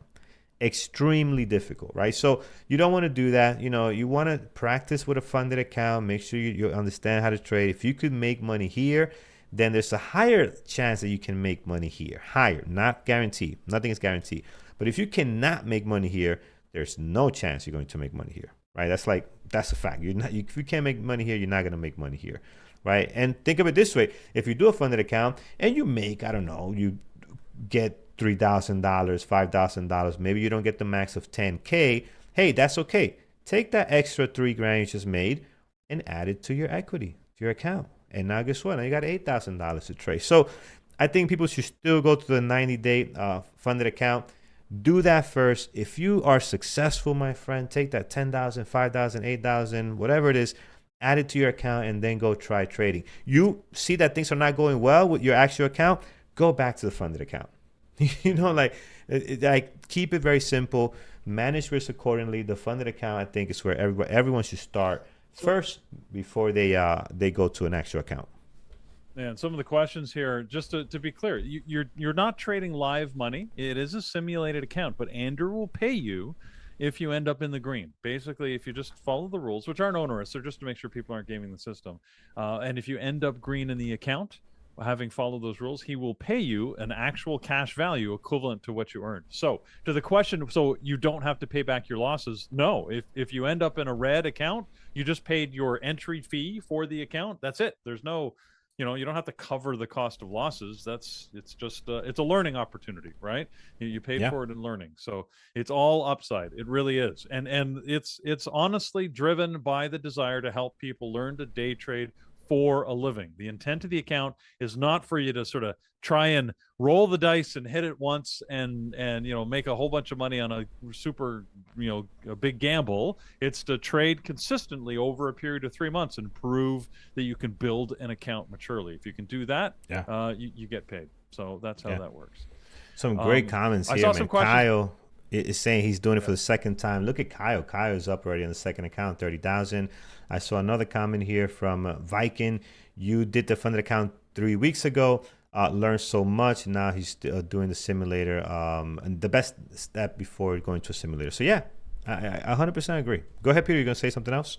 Well, just about, I saw some questions earlier about that whole FINRA rule and what they're looking to do. So this 4210 rule covers two things. It covers the account size and the so-called pattern day trading rule, the PDT. The pattern day trading rule was intended to try and protect traders from repeatedly trading the same stock in and out, right? Just basically to stop people from day trading. But with a smaller account size, it wouldn't be practical to be able to implement that, because what it essentially does is locks up capital, right? So you can't trade stocks. That's why there's sort of a limited number of trades over a certain period of days, right? Because it locks up your capital. So it would eliminate that, which would mean the whole onus of trade management is on the user, not on the regulator, and they would reduce the size of the account. So to the question earlier, does it affect the PDT? That's the proposed change, is that they would essentially eliminate the PDT rule altogether and reduce the account size to perhaps a targeted, $2,000. Could be $5,000. Could be, it depends on where they settle out.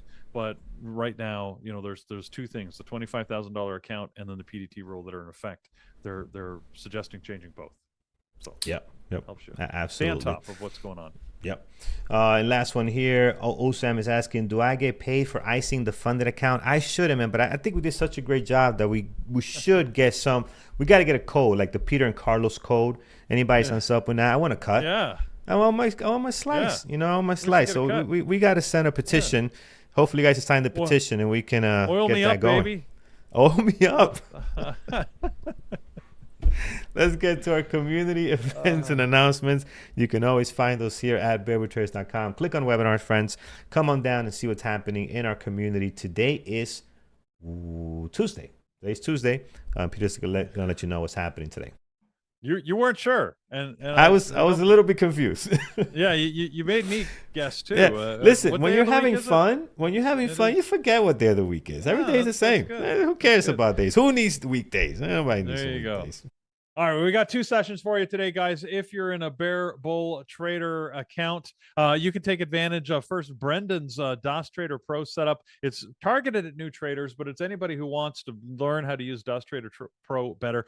Look, this is a very, very robust platform to be able to trade, and it's got all sorts of hidden tricks and functions that you may not be aware of. So if you want to know better how to use it, I mean, I'm learning stuff almost every week where people remind me how to do things that I either forgot or tell me new stuff that I didn't even know how to do. You can flip your charts upside down. Cool. I mean, it actually helps you see a chart completely differently, especially if you're long or short bias. So, there's things you can do just like that you may not have been aware of. In a touch of a button, I can flip my chart upside down. Just remember, flip it the right way, or you could be trading in the wrong direction. Anyways, but that's at 11 o'clock today. That's for all members. So that means you can join no matter what your membership class. And then tonight we have our elite member webinar. John is talking about how much you can realistically set goals for in terms of what you can make on day trading. He's going to help you build a scalable trading plan. That's at 8 p.m. tonight. That happens in the webinar room for, again, our elite members. So hopefully you'll join John there if you're in the elite group. Don't forget, we have our next Peak Capital Bootcamp coming up. We haven't talked as much about it as maybe we should, because this bootcamp is a pretty intensive 3-month course. So you actually get a funded trading account with that. But on top of it, you get all sorts of education and support to really help drive the lessons home about how you build a mature trading philosophy and approach, how you create a trade book, which is sort of our term for your guidebook, your Bible, your instruction manual on how you approach the markets. Having those set of rules are important, and then sticking to the rules are even more important. We talk about the psychology behind making that happen. We help train you and provide you the education and the experience, I guess, you need through the 3 months to really be successful. So if you're interested in that, if you really want to intensify your trading journey, check out Peak Capital Trading Bootcamp. Just go to peakcapitaltrading.com. You can find the different bootcamp options. And I'll give you a little insider tip for those of you that are here on YouTube right now. If you go to Peak Capital Trading right now, you will find the bootcamp for sale, and you can see the price there. I think it's I don't want to misstate it here, Carlos. What's the price for the boot camp? It's let's check. Yeah. It's modest for what you get, but I mean, it's not free. I'll tell you that. But it's a great price for what you get. 20. Hold on. I just don't want to give the wrong price here. Go into the website. Got started. It's a problem because I'm already $29.95. Okay, that's what I thought, but I just want to say $29.95 is, and you get that funded trading account that gives you it's basically $3,000 for the 3 months. However, Carlos, right where you are on the Bearable Traders account, if you go to bearabletraders.com and scroll down below where you're at right there, you can get the Peak Capital Trading Bootcamp with the funded account, and you also get 1 year of an elite Bearable Traders membership. So that's the bonus. And that's sort of hidden on the Bearable Traders website. So if you go there's a little bonus from us to you that you can take advantage of. You get a free 1 year of membership. So if you're not already a Bearable Traders member, you want to see what the chat room's about, but you're most interested in the boot camp, this is your best option, because you get the funded account, you get 1 year of elite membership, and you get the Peak Capital boot camp. So for the same price. Well, it's $4 more, but there you go. Essentially the same price. So check that out. That's well worth doing. And I think it's really beneficial. If you got any questions, let us know. I know it's not, it's a good amount of money. You want to make sure your investment is worthwhile. If you got questions, email us. We're always available. Peter at peakcapitaltrading.com or Carlos at peakcapitaltrading.com. We'll be happy to answer your questions. Make sure that you have all the information you need to make an informed decision. But it's pretty much everybody that goes through it says what a great experience it is and how it benefits their trading. And you don't have to take our word for it. You can certainly talk to others. I mean, there's people here all the time that have gone through the camp. So, if you've gone through the camp, speak up, let others know what your experience is, good or bad. Like, be honest about it, because we want to make sure people go in with their eyes open as to what they're going to get and what it can do for them. So there you go. Yeah. All right. So that's our promo moment. Let you know the different offerings that we have. Is there an extra discount code here, Carlos and Peter? Let me see.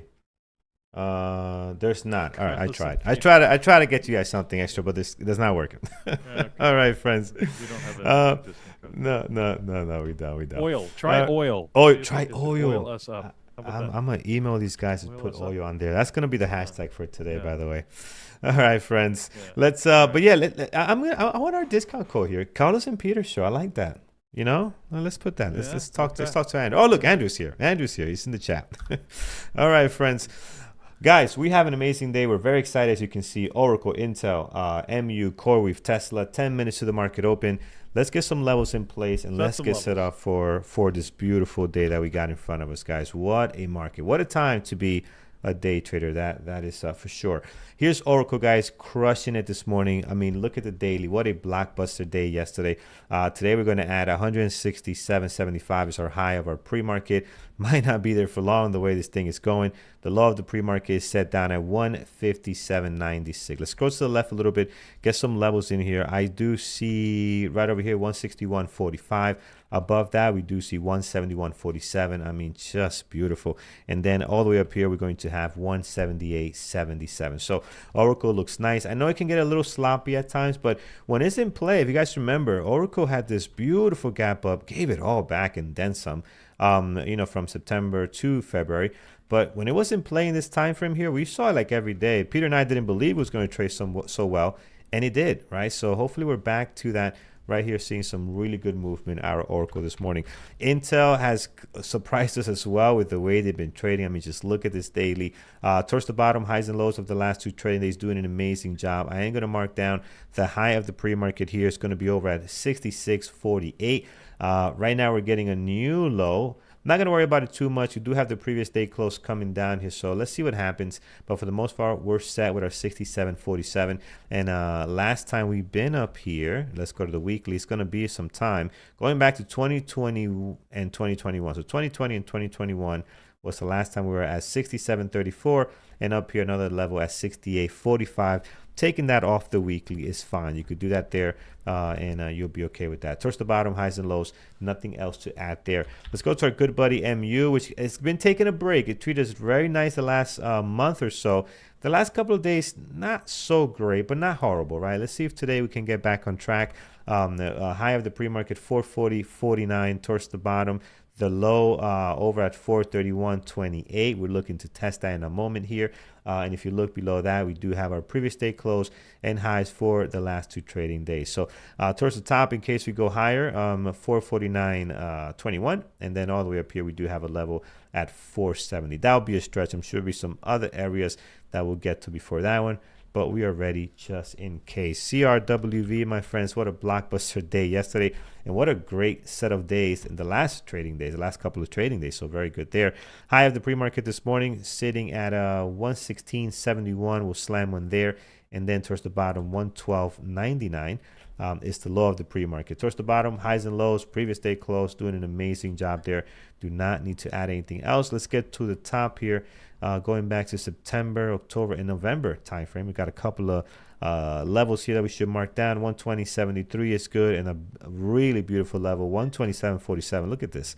That is nice. So again, we're far from that, but CoreWeave, it can move. It can put in some big days. We saw the last couple of days, 93 to 105 is the high, then 104.42 ish, all the way to 113. So it's no stranger to putting in a couple of dollars. 127 is a stretch, but that 120.73 is not far-fetched at all. This thing can put in $5-10 very, very easily if it gets going. If the market can help it, it can do that fairly quickly. Tesla is next.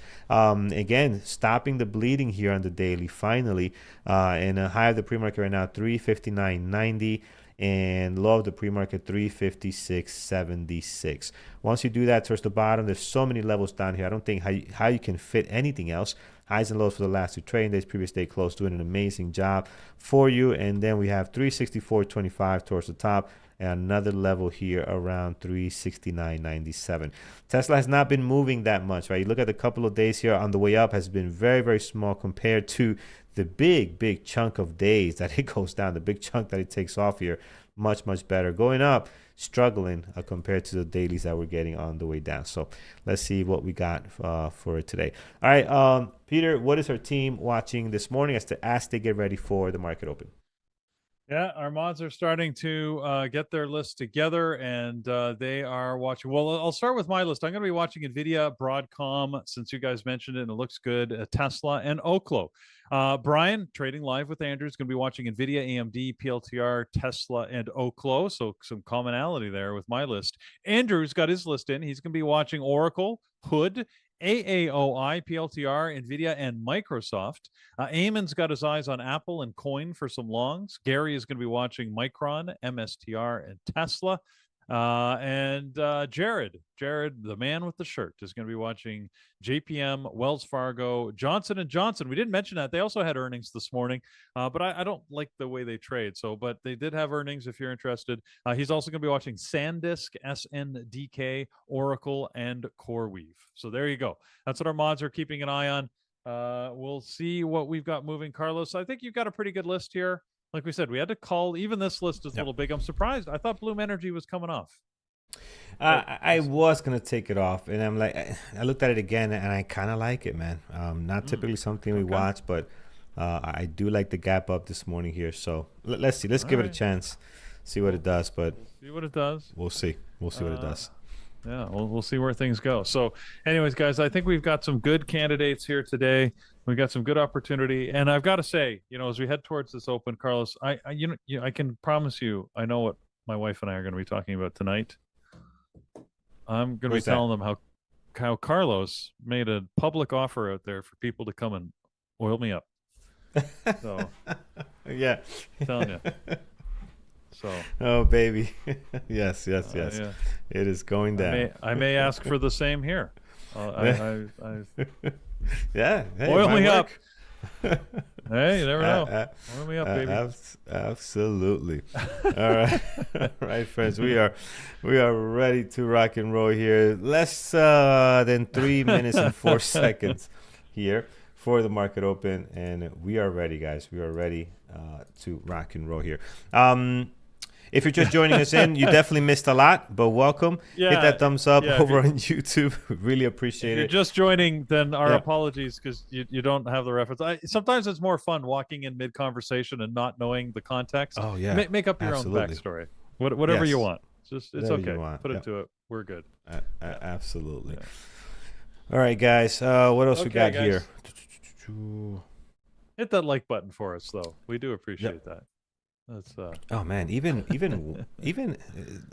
water or sweat gets blocked here. Look at this. Matt puts like some water dropping, some tears, and even this gets blocked by YouTube. My goodness. Really? Yeah. Well, why would that get blocked? That makes no sense. Yeah, I just said show the comment. I mean, what's going on? All right, let's see here. Good to see you guys on there. Shout out to our Lambos and Garbage Truck members on here. Appreciate you guys. So. Very, very nice. NVIDIA is getting a pop here. NVIDIA's not even on the list today, huh? Did I put it on there? No. But they're getting a move. I see that. Oh, yeah. And I have to, let's get the, I always forget to get the Atlas going early enough here. There we go.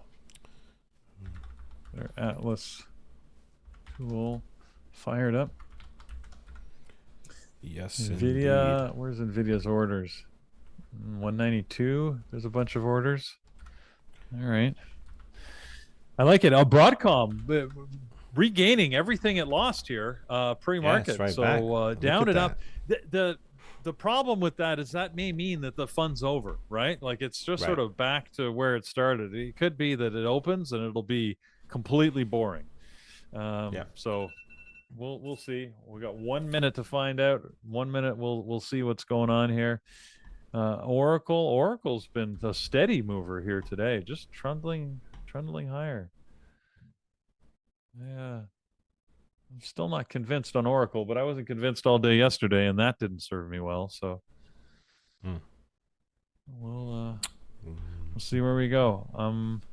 I'm going to try and be a little calmer today than I was yesterday, Carlos, because let's you know, the funny thing was, after after we finish the show, I've said this before. I always know my psychology is affected when I have meetings, and I actually had to leave.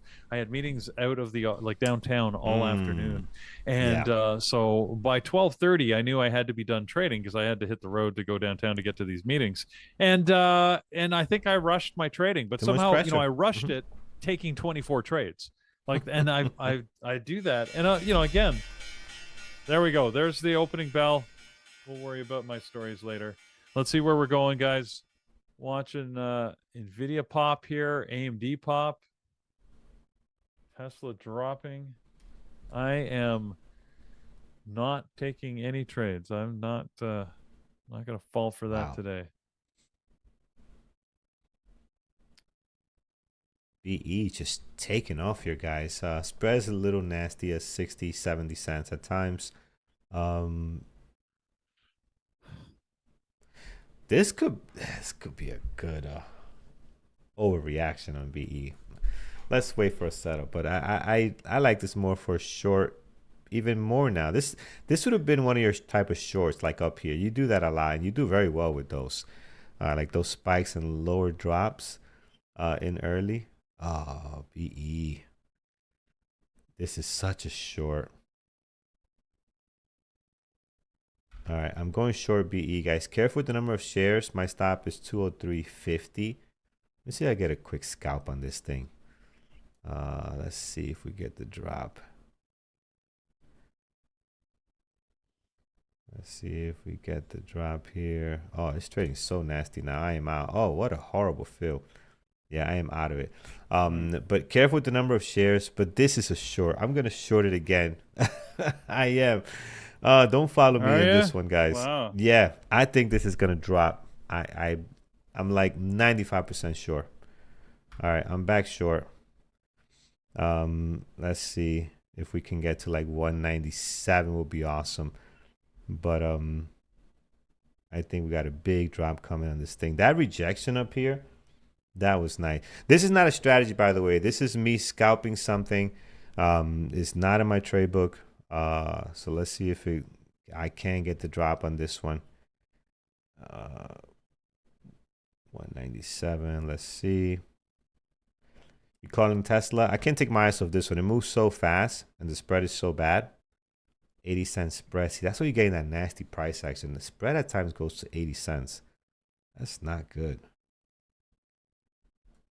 Let's see if we can give in here. And Tesla, I'll look at it in a second here. Let's see if we can get this quick scalp to 197 will be awesome. Volume is brutal. Why am I in this trade? Volume is so bad. Why am I in this? All right. This is such a gut feeling trade, guys. Don't follow this. Once in a blue, I take these trades. I don't really trade like this, but my gut feeling tells me we're going to like 197. And this is not a strategy. So I'll be honest on my journal. I'm going to put on the did not trade a strategy, scalping here. This is such a scalp. Let's see if we get 197. Spread's getting a little tighter, which is nice.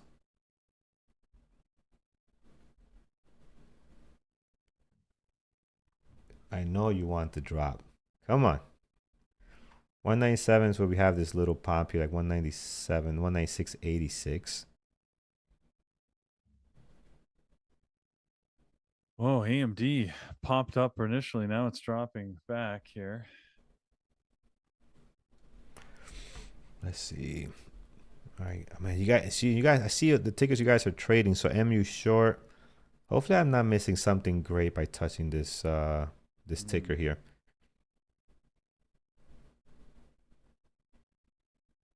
I guess it's trading MU, NVIDIA.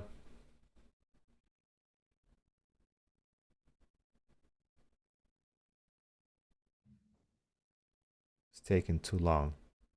Come on, give us the big drop.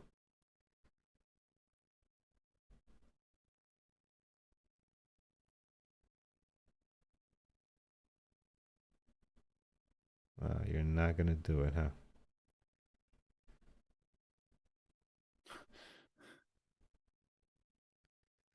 All right, so we can see what B does here. What's going on with OKLO? I see you guys calling out OKLO. Take a quick look at OKLO and then. Oh no. Oh yeah, OKLO's taking off. Yeah, I see that. MU sure. MU could be a good 5-minute ORB, but I don't like the previous day close right there. That could be a tough trade on it.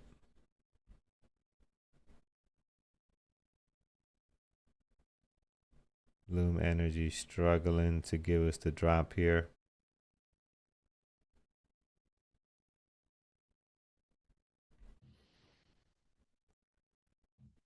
Peter, anything for you yet? I'm looking at Tesla. I actually tried to short. I said I wasn't going to do it. Then I tried to short at the open on Tesla. Then I tried a long on Tesla. I got stopped out on both. Oh my goodness! Look at Tesla now drop. So Tesla, look, there's a lot of orders to the top side on Tesla, but it just was not taking them. So I'm glad I got out of break even on the long I tried on Tesla. I am like the worst open trader ever. I swear to God. No, you're taking some good trades at the open, man. We seen better trades from you at the open than worse trades. That makes sense, right? I don't know. It's just recently, maybe today and yesterday maybe were rough, but I think overall we've seen better trades at the open.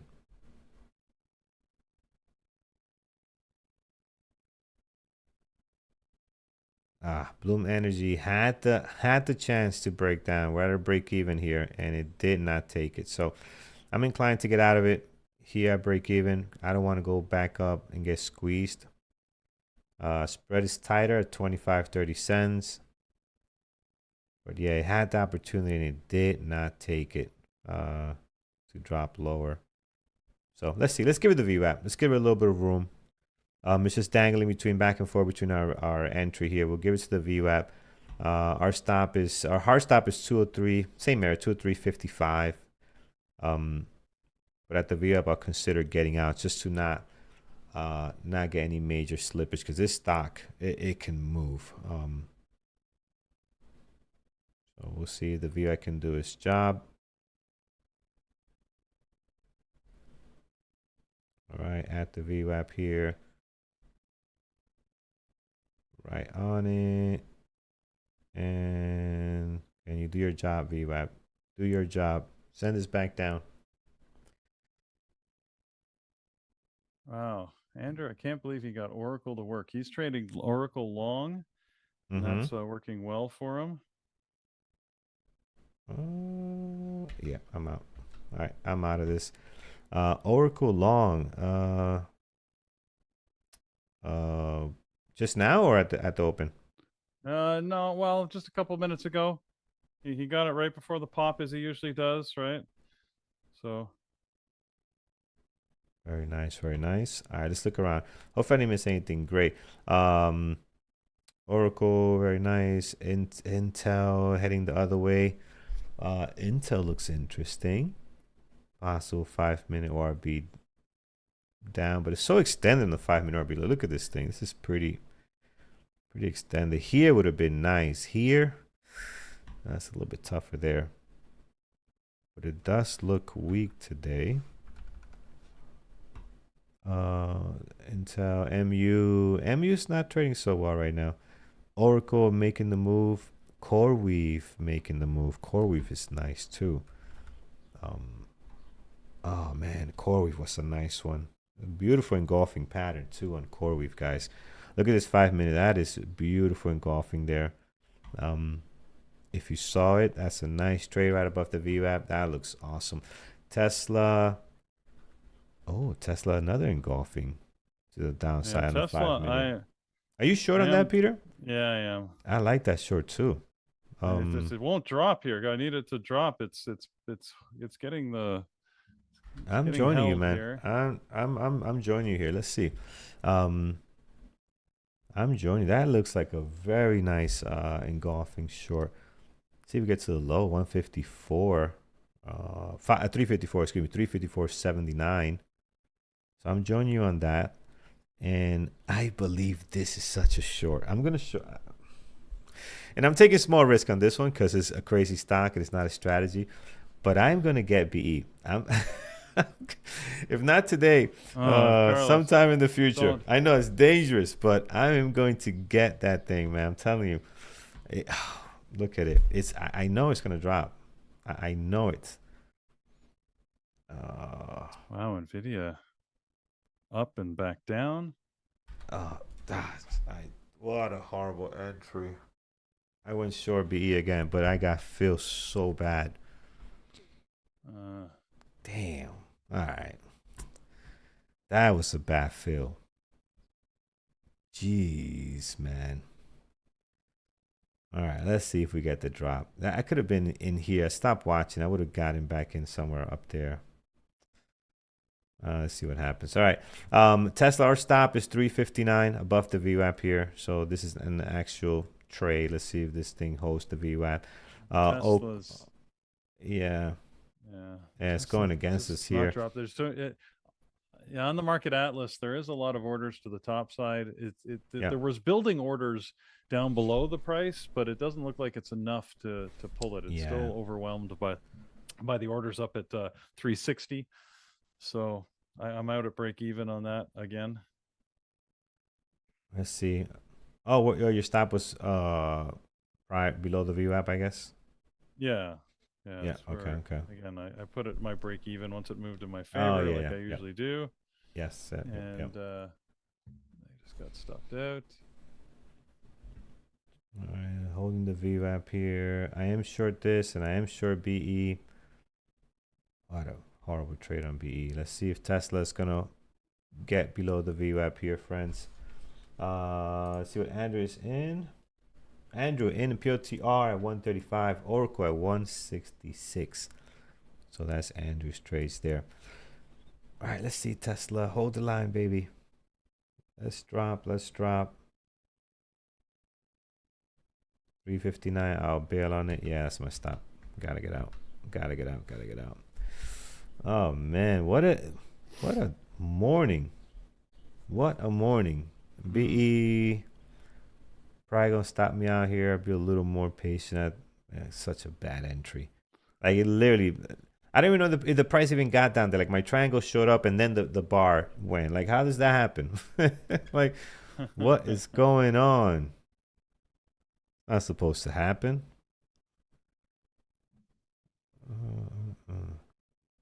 All right, let's see if we can get on this downtrend. I am so short biased in this stock, and that's not healthy. Not healthy. That's not healthy. No, I've been there. That's not good. That doesn't work. I was there yesterday. That was. Yeah. And I could be 100% right, and my timing could be 100% off, and that's the problem. What? That's the problem. You know what I'm saying? Like I could be 100% right on where it's gonna end up, and my timing could be so off, and that can cost you. Humorous 101. Why don't I take any risk? I'm watching you for so long, you miss out on so many opportunities. You are absolutely correct. I think again, I've trained myself for too many years to say the open is high risk, and I don't want to take big risk at the open because it's not my prime trading time frame. Right? I focus my trading normally later in the day, and I get few but good opportunities out of that, and so. I think that's just I'm working to change my mind, but it just shows you how these neural pathways that you create for yourself, intentionally or otherwise, can stick, right? Yeah, you're right. I should just take a trade, put my stop, do like I do sort of later on in the day, and take a bigger risk. I just can't get my head around it, so I'm working on it. So Apple's moving higher. The Qs and the SPY also moving higher. This market is pretty impressive. We didn't talk at all, of course, about the war this morning. I mean, it's there. There's nothing new going on. This weekend was just so tumultuous with all sorts of conversations between, peace negotiations that fell apart. The Pope, when the Pope gets involved, things are going weird. And it's all, anyways, it was just all crazy. So a little bit of quiet. It seems like that's all this market needs, right? Is it just a few hours of quiet, and then the market will head higher. So adjust accordingly. We'll adjust accordingly. All right, let's see what BE wants to do here. So it's right at the VWAP. Yeah, it's gonna go higher. This is gonna stop me out.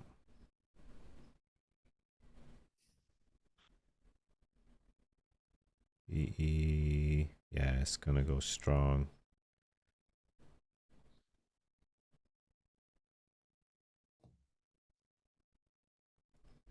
Damn it. Gotta get out. Ah, what a day. What a day. We need more oil. More oil. We need more oil. Come on, everybody. My goodness. Oh. Oh boy, oh boy. So BE didn't work. Tesla didn't work. Tesla was a good trade though. BE was just straight gambling for me.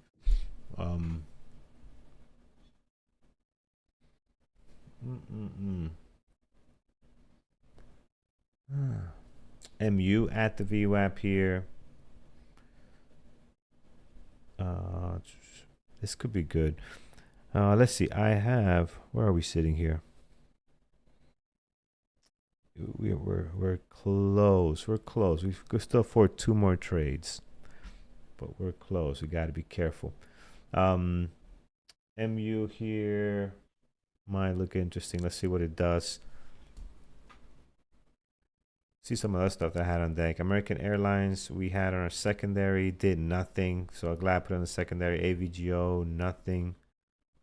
BE, this is messy, just choppy. OKLO, much choppier than what we saw yesterday. Tesla, choppy right now. CoreWeave did have a nice breakout. MU, trying to test the VWAP here. Could be a good one to the high of the day on the VWAP breakout, but we gotta wait and see. And Intel into a nice drop, and Oracle messy. Where's all the runs we got yesterday? We got like so many great runners yesterday, and today we're not getting any of them. Like, what happened? Not yet, no. Not yet. It's early, but this was so many stuff that just took off right out of the gates yesterday, and we're not seeing any of that today. No. MU's failing the VWAP breakout here, so that's not good. AVGO had this weird drop, came back, and now it's just not doing much at the moment.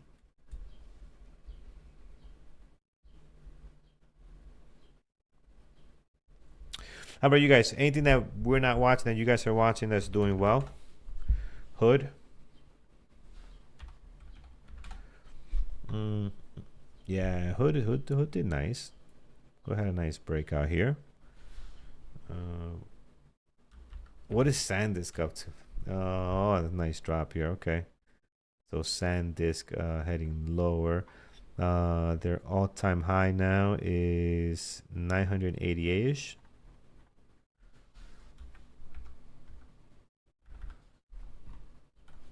They haven't had a split or anything, no. Tesla looks like it wants to go higher now. If you can break this 360. Yep. Yeah.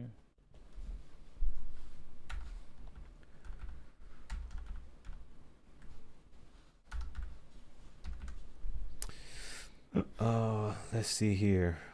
What else? Tesla could be good. What is MU up to? MU rejected. So it's going back into this back and forth here on MU. So nothing there. BE's just wrapping itself back and forth here. So nothing to see there. OKLO losing the VWAP. No strategy. BE losing volume. Yeah, I got nothing, friends. Nothing. Oh, hold on. American Air, what's that? AVGO could break the previous day close here, but I don't see any strategy there. How about NVIDIA?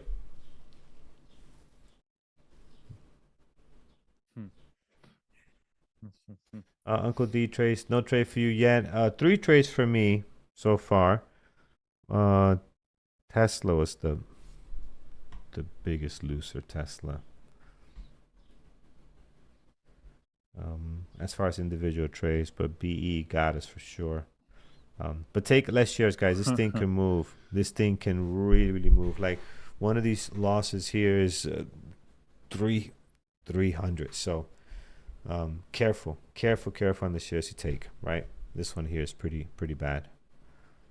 So careful. But again, if you take less shares, you'll be okay. But it's not trading well. Like this one overall, the spread's a little nicer now. But man, I am telling you, this thing could have had the opportunity to drop here, and it just failed big time. So careful. Meta, Amazon. Let's take a look. Yeah, BE. Yeah, because if you get BE and it runs, you'll make that 300 back with no problem, right? Like if it goes a couple of bucks, it's not a big issue, but it's got to run. It's got to go in your direction, and that's the Meta's problem. running today. Oh, Look at that. Looks running. like robotic Zuckerberg is winning the day here. That's a great idea. That's a great idea. The AI CEO. Yeah. He's going to outsource his job to his own robots. There you go. Yep. It's pushing Meta higher. And Tesla's choppy here again. I don't know why I keep insisting on trying. Tesla. Yep. Tesla. Oracle's back below the VWAP now. Yeah, it could be another good one too. E is pushing higher.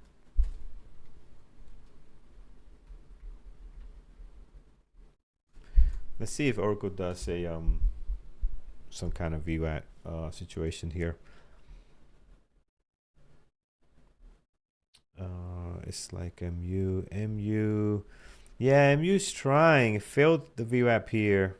It's trying one more time. I don't see anything great on it at the moment. So let's see what happens.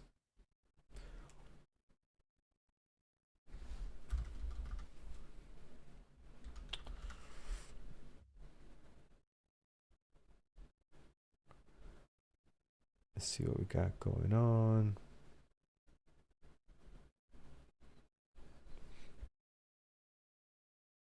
MBIS continuing higher. Not great intraday trading though, but look at the daily go here. That is really nice.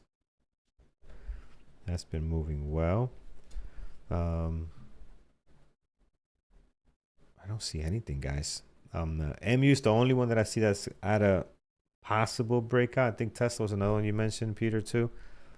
Other than that, I'm not. Looks like it wants to break lower here, but the order book is a little thin on it, so it's tough to tell.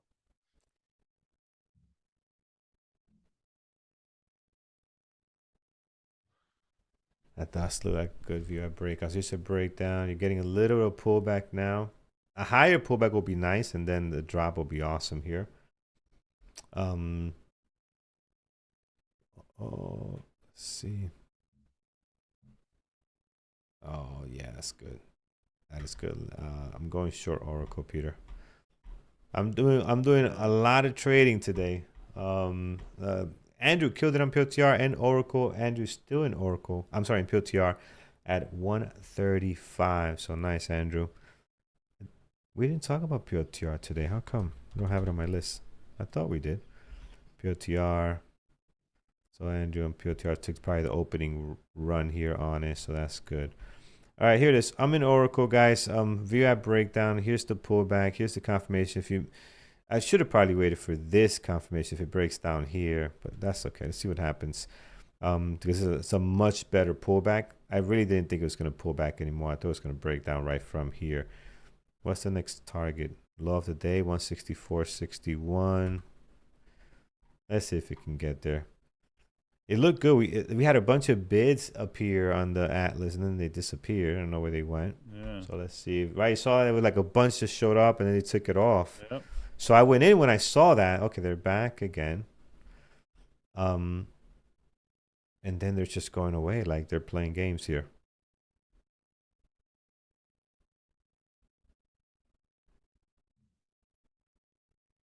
They are playing games. I'm short with you on this, Carlos. It looks good, but my let's stop see is above the VWAP. Want to see if we can get this move here. I like that the bids keep 60. There's my first partial. There's my first partial target. So there you go. I got a partial on Oracle. Let's see if we can't. My stop is now moved to break even. My entry is not bad. 166.22. All right. That's my entry. Let's see here. I'm gonna take a partial here now, friends. Yes, good right there. I wanted 164.61, but we got a great move here. So we'll take a partial here. Taking another partial myself. See if we get 164. There you go. 61. Okay, the bids are coming in nicely now. You can see it on Atlas now. Now we're building nicely here. So that's good. Yeah. See if it can get down there. So I took a little more off. Yeah. I want to get, we are getting below low of day. So low of day is 164.62. So if we can get below that, I'll be taking a little more off. That would put me down to about half my remaining size. I've already taken, well, you've only taken one partial, I see, Carlos. I've taken 3. Yeah, but you had a better entry, right? I think your entry was a little bit higher, right? I'm going to take one more, too. Looks like it. Yeah. Mine was just a couple of cents higher. Let's see here. 164.61. Low of the day. I want to anywhere near that. I'm going to take another partial. Yeah, that's what I'm targeting as well. So we got lots of room. I mean, this gap the gap is $9 here today. So I'm gonna take some more off just in case. Some more off. We're pulling back here, just in case we go higher and we don't get the drop that we're looking for.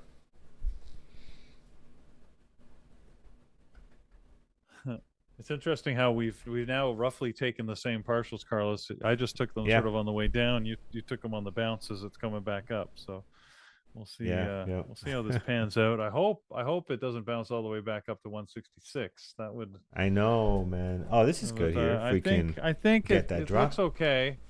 Yeah, it looks okay. The orders, as you say, the orders I was targeting seem to keep being pulled. So 160. I know. I see that. It's like they post them and they take them off right away. Like, I don't know why. What's going on? Yeah. What's going on here? Well, I know what's going on. They're trying to get us, Peter. Trying to get us. They're trying to get us? Trying to get us. Yes. This doesn't. All right, this looks good. Let's see if we can retest that low. 164.62 is the low of the day. All right, come on. Oh yes, Peter, they're making us work today for our gains. They're making us work. So I'm taking another partial down here. Oh man. Okay, so that's good. Making this work. It's a better trade. All right. Oh, there it is. That's better. That's a good partial I got going on there. Yeah, that was good. I managed to get filled pretty much at the bottom of that candle.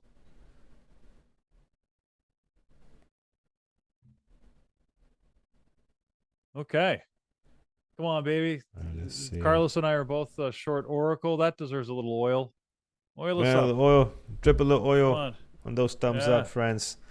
300. What do we got? 353. 352 oil thumbs. All right, guys. Now we're getting going here. All right, let's see. Okay, now this could become really good here. Now it's important here. Like for example, I'm down right now. I'm still in the hole, so I'm digging myself out. This is becoming a very good move. In the past, I will not have these partials trying to make my losses back. So I will change the way I trade manage my trades to try to say, hey man, a little bit more, and look, you're gonna be break even. Oh, hold on, partial here, guys. It's another good move, and you don't want to do that. Every trade has to be individual. Like every trade has to be individual on its own. I'm not thinking about the BE trade. Don't think about this here, how much you lost here. Don't think about Tesla. Focus on the trade we are in right now. That's all that matters. What happened. That's it. Throw it out the window. Forget it. Review it later. Don't mess up the trade management on this trade trying to make up for what went wrong this morning, right? So I'm aware that I'm seeing my P&L right here. I'm looking at it. I'm like, oh, man, we a little more. We can make up this. And you just can't trade like that. It will mess you up, right? Many times I ended up coming back to break even and not taking anything. Like you had money on the table. You had this amount you could have made money on. And you decided because you didn't cover your losses that you're not going to take a partial or not going to follow your plan. That was not smart by me. So here, we're not going to do that, though it did cross my mind. We're going to play our strategy.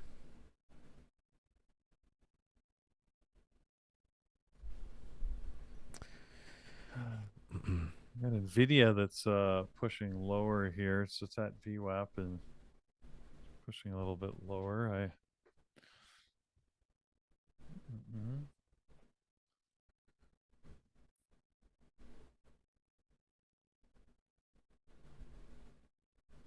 I got to give credit to, thank you. See, this is what the power of community, even our community here in YouTube, I think is great. And who was it that called me out earlier? I can't remember. Sorry. I know you called me out and said, hey, why do you keep trading the way you do? And you made me think about it. So on this Oracle trade, I put my stop loss in. Here, it was Humorous 101. He said, why aren't you accepting any risk? So in that case, I just put my stop in. I just let the trade work, and look at that. Success. Why didn't I just do that from the beginning of the day? So thank you. Yeah. Thank you for reminding me of my own principles. It's led to, by far my best trade of the day, and one that's giving great benefit here. So appreciate that. Awesome.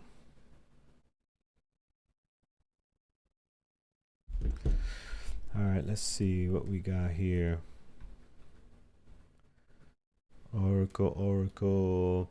I think gap fill on Oracle. I don't know if a complete gap fill, but no, that would be huge. Yeah, but we are heading towards that gap, right? But I don't think we fill this. No, that'd be a lot. I hope 161, 161.41. I'm very happy. 161.45. That's a daily level we have here. I'm very happy. Now, I've taken 4 partials already, Peter. How many you have? I'm going to try to hold a little bit more, man. A little bit longer here. 1, 2, 3, 4, 5. I've got 5. Have 5? Partials. Okay. And I'm looking at a 6th one here. I want to see if it keeps going. I'm just going to let it run. If it starts to pull back anywhere, I'm going to take a little bit more off. Yeah, I'm going to let this run a little bit more, man. Let's try to be more patient, Peter. Let's see if we could ride this out a little bit longer. Because we got some good partials already. I got 4. You got 5. Yeah. Let's see. Yeah, I've got my partials are all small, but that's so because I want to leave some size for the bigger move. Same. So this is all good. Okay, I'm gonna take a partial here because I just saw a little bit of a bounce back after that push lower. All right, now I can sit and wait for a while. Now I'm looking good on this one. I got that last partial at 163.40. So let's see. Anything now? I'm going to wait for some bigger moves. I've made back my losses, which, as you said, we shouldn't really look at, but it crosses the mind. Yeah. Yep. Yeah, you can't help doing it. So, all right. Yeah, NVIDIA I also saw here breaking through the VWAP. That was a better trade setup. Yeah, we got these orders at 163. I hate to tell you, Carlos, your gut was like totally wrong on. No, it's gonna be right, Peter. You'll see. Give it time. It'll be right. I'm telling you, that thing is going to 0. No. What's it doing right now? Let me see. BE. Yeah, it might be wrong. You're right. 207. Yeah, it might be. I might be wrong. The gut gutted us here. The gut gutted us. Yeah, you know what? I didn't look the chart. I see what you're looking at. Yeah. Yep, 100%. This thing is looking very, very strong, which is very shocking. The way this thing is gapping up 17% and going higher. I don't know. We'll find out if our gut's gonna be completely wrong or timing wrong a little bit later too. I'll send you, since I got to figure out how, since I'm trading off of a different computer than I am, Yep. than I'm presenting on here with you, Mm-hmm. Carlos. I'll send you a picture of my trade. Or, is it All right. easier if I send it to you, or I could put it in the chat room too? Whatever's easiest. Either one. You could send it to me. I could pull it up. Either one works. Telegram, right? Yeah. Yep, I got it. Here it is. We'll bring this nice and up here. Oh, very nice. Yeah. Oh, your entry is much better than mine. Yeah, nice. So we'll see where this goes. I mean, it'd be great Yep. if we get a much bigger move. If we don't get the much bigger move, then you know what? Just got to live with it. So Yep. Great parceling as well, man. Very, very nice. All right, so we'll see here. Getting a bit of a pullback as you're seeing here. Let's see if this is going to hold or head lower. This is where some people will be adding to try to continue the move lower.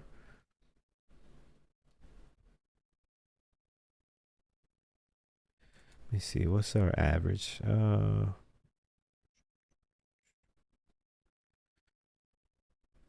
Let's see if we add a little bit here. I'm gonna add a little bit, Peter, further way down. Not a lot.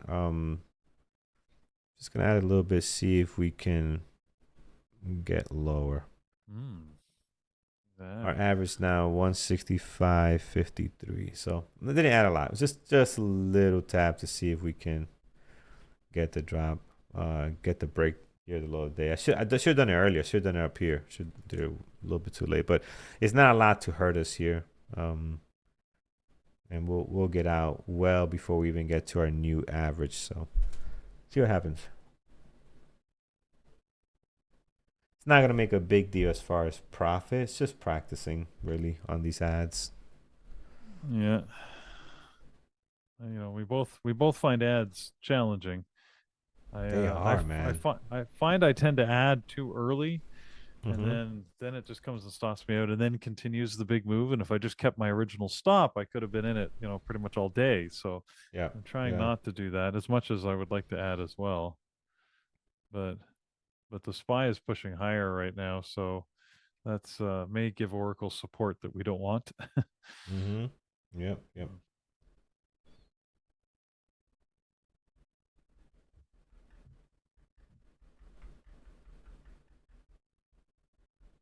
All right. We got BE making a double top. I know that's not your normal trade, but it's a pattern that I look for.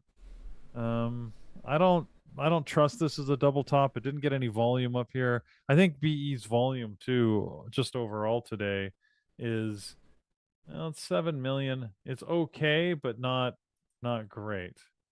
Yeah.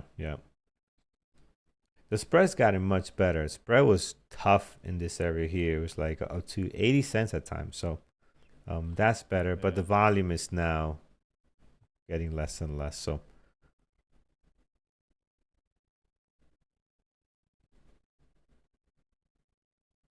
let's see what we got. all right, We got OKLO that has dropped here. All right, let's see what happens. Broadcom, Dell, Johnson & Johnson.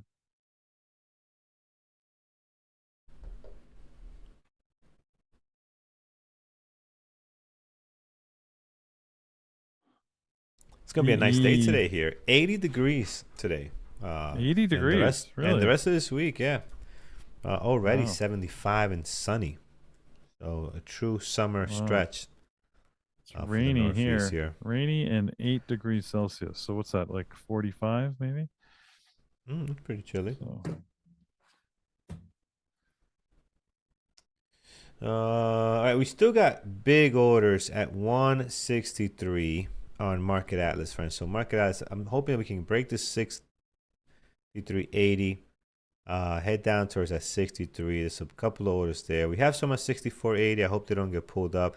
But as you mentioned, if the SPY is going higher, it might give it the support that it needs. But There's I'm a hoping lot. we can. Yeah, the orders are building to here. the downside, so that it Yep. looks good, but it's yeah, 62. There's orders at 60, more orders at 63. Anyways, let's see. What do we got? 22 million shares traded on Oracle. I don't like the look of this bounce. This looks like a bottoming pattern here.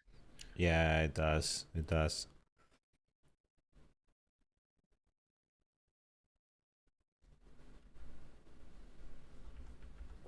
However, holding in there, hoping that I'm wrong.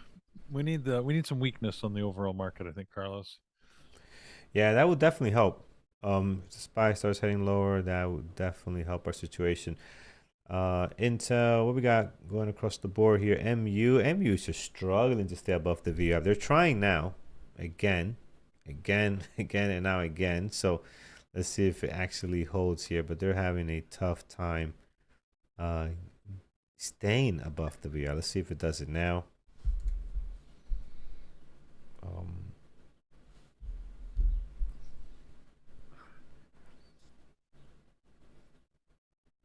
Not looking to take a trade on it, just checking to see what it does. But yeah, now it looks like it's going to actually push through.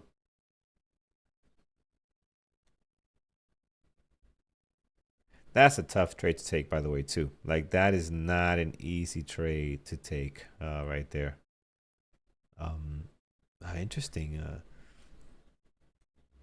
Market Atlas on Oracle, right? So we got these big orders now. We got a nice imbalance to the top side just up here. This is the part that you don't get with the traditional level 2, right? The history of is, you don't get that. So if I show you guys, if you don't know what it is, let's look at Oracle here. So this is the traditional level 2, right? Which is still useful, still has its place in trading. But you don't get the history of, okay, you got 164.20. You don't get the history of when those orders started appearing there, how strong those orders are. You don't get that. And I think this is nice to see, right? So Market Atlas is going to provide you that information much cleaner. And the volume's picking up a little bit here on Oracle. I'm seeing the orders come faster. Yeah. It's getting support here though. Yeah, it'd be nice to break now. You got a little bit here. Still, I think it's the demand is higher demand to the downside, I believe, but Yeah, not by much. But not by much. I did take a partial. I wanted to lock Yeah. in some of the profits because I still have a decent size left. So I was Yeah, hoping it this would makes break sense. down right there a minute ago, and it did not. So I took my Yeah. partial, and let's see what it does, because now you're starting to see this 164.20 really start to pull the price. See if we could dig in there.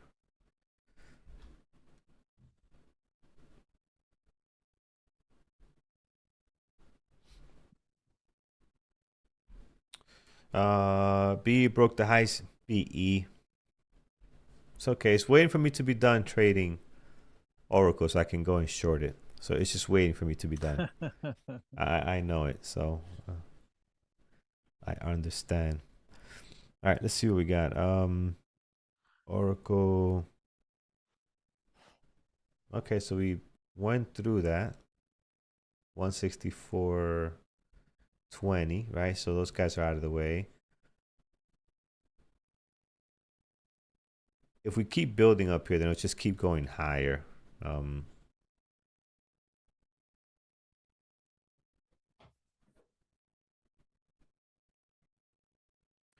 So Stack 9327, appreciate you, man. Thanks for the content, delightful personalities. I wonder if I ever had a very bad day losing during the first part of the trading career, making you lose hope. No. Look at my example this week, right? Yesterday we had a Yeah. bad start to the week. Today it didn't start great. I took this trade here on Oracle with no problems whatsoever, right? So, your beginning trades, your beginning part of your career does not determine your entire career. You know, I don't believe in that. I would say in the very short term, I absolutely had innumerable moments where I would lose hope. So if that's what you're Mm-hmm. experiencing, so stack, then I we get you. I definitely Yeah, yeah, understand. But I say it in the very short term, like right now in the day, for example, if you're having a bad morning and nothing is working, yeah, there's been many a time where I sit here and say, what am I doing? I'm a terrible trader. You heard me earlier even say I am the worst trader, worst open trader in the world, right? So you can get those moments where you absolutely start to second guess yourself and you question what you're doing. The key thing is you've got to always take a step back. Always do this. This is why journaling is important. The journaling is the opportunity. Take a deep breath, observe what you did, and say, okay, I made some bad moves. That was not what I intended to do. I didn't follow my trade book. It was immature. Whatever the reason is, or sorry, whatever the effect is, then you could need to back up and say, what was the reason? Why was I immature? Why was that a bad trade? Why was I impulsive? Right? And how do I work to fix that? If you can focus on that, that's what'll give you hope. See, I know I can be better. I know I can do this. I just have to stick to my rules. And that's really, really hard to do, right? Because yeah, when you stick to your rules, it means that you're going to trust the strategy. You're just going to, you're going to let it work. And, often we say this all the time. A stock cannot do what you want it to do, but also do nothing wrong. And you have to be able to determine mm-hmm. the difference between the two. Not doing what you want to do, well, that's your will, which has nothing to do with the market.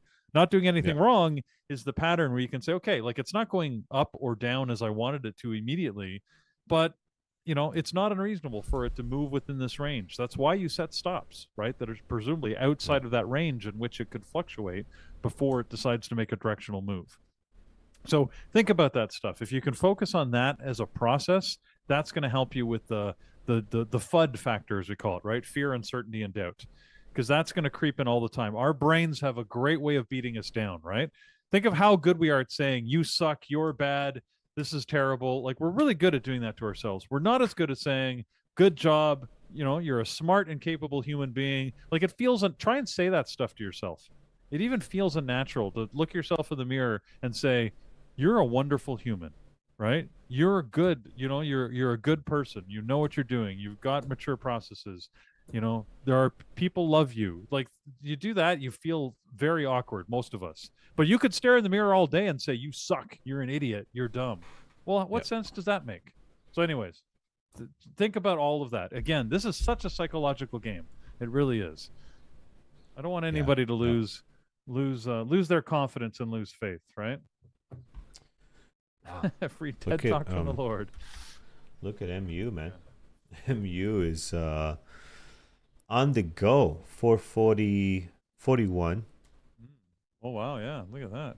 Oh man, Out of nowhere. See, and yeah, that's one where you look at the stuff, like look at that chart. You can look at that and say, oh my God, look at MU, look at that great move. Why yeah, am I yeah, not there? But when I look at it, I'm like, why did that move work? When I look at how many times yeah. did it go Did through it VWAP, try? pull back through VWAP, but like it Did did it? it three Yeah, times, right? yeah, and with volume What made too. the fourth time Look, work? I don't volume, know.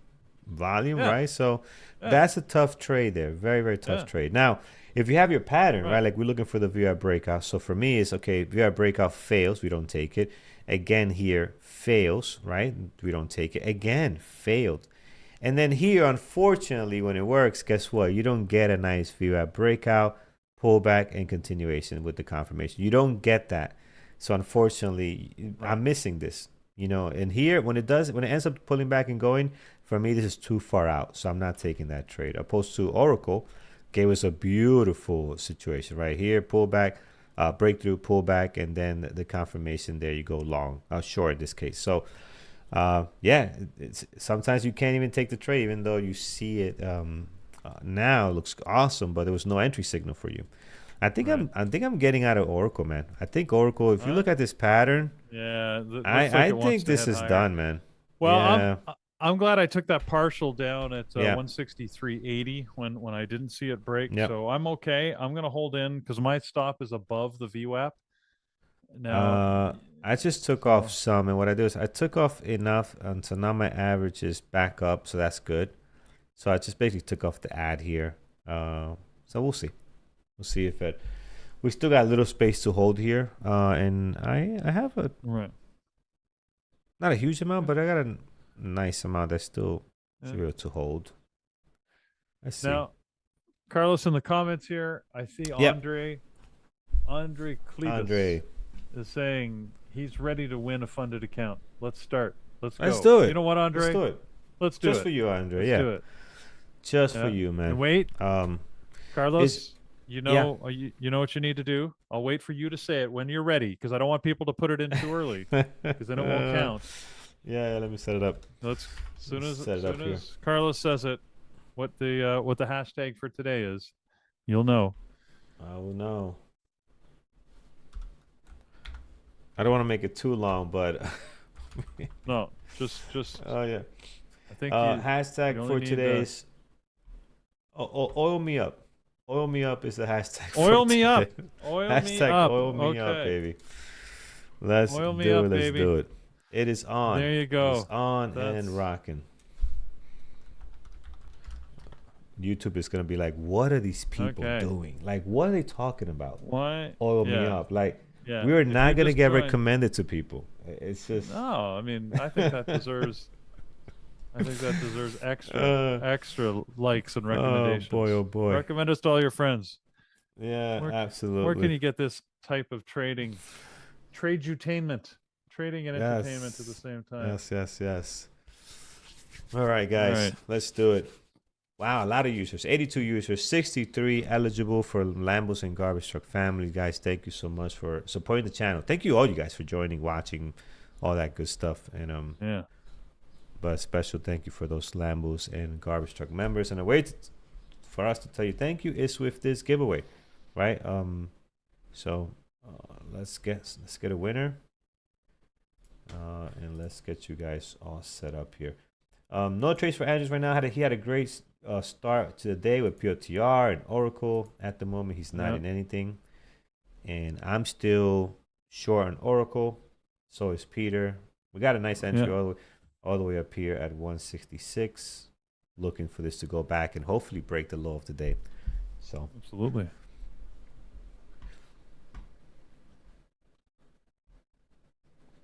All right, guys.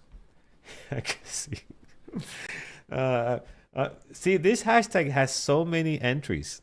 This is a very popular hashtag. Why not? Why wouldn't it be? I can see someone, putting hashtag oil me up, and their partner looks so like, sweetie, what are you doing? What's going on? Yeah. Like, I can see their husband, especially for the ladies, see their husband like looking over like, what are you doing again for a living? What's this? Who's Carlos and Peter? Channel? Like, what are you listening to? Channel you're watching? What's happening?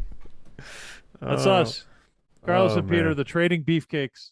Oil me up. Good luck explaining your husband or your wife. What do you do here? All right, let's do it, guys. Here it is. The winner for today, 90 entries. We'd love to get 10 more. Let's make it 100. If we can. Let's go. Come on. If you haven't entered, this is your chance. Let's win Let's make it 100. Let's win an account. Get some oil on yourself here. Let's do it. Yeah. 8 more. Yillis, re-enter that. You put a space between oil and between me and all together. I don't think it registered. You got to put it all together. All together. I don't want you not to get into. There you go. Yeah. Now you got it. Okay. Man, Oracle might work for us here, Peter. Let's see. Maybe. It's turning around nicely here. Let's see if we can hold it up. All right, looks like 92 is what it is. All right, we'll take it. Friends, the winner for today is going to be 3, 2, 1. Goes to Patrick Allen, 9006. My friend, congratulations. Extra oil for you. I mean, extra funded account for you. And we are happy that you are the winner. So email me, carlos@bearwithtraders.com. We will get you all set up. So congratulations on the funded account. You do have to have a trading terminal premium membership, which a lot of you guys already have. When you email me, you already tell me, hey, I already have a membership. So all you got to do is just put in the code in there and you're all good to go. So let's make it happen. All right, so watching Oracle. See what's going to take place here.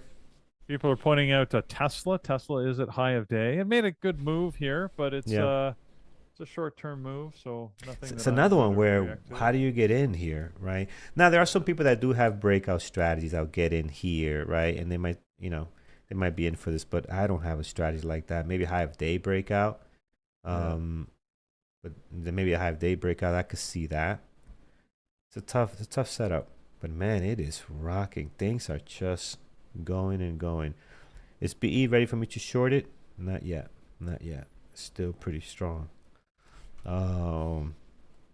AVGO, man, gave us some hope here and did nothing. Right? Gave us this beautiful pre-market action, and then for the most part, didn't really go anywhere. Stay right where it needed to be. All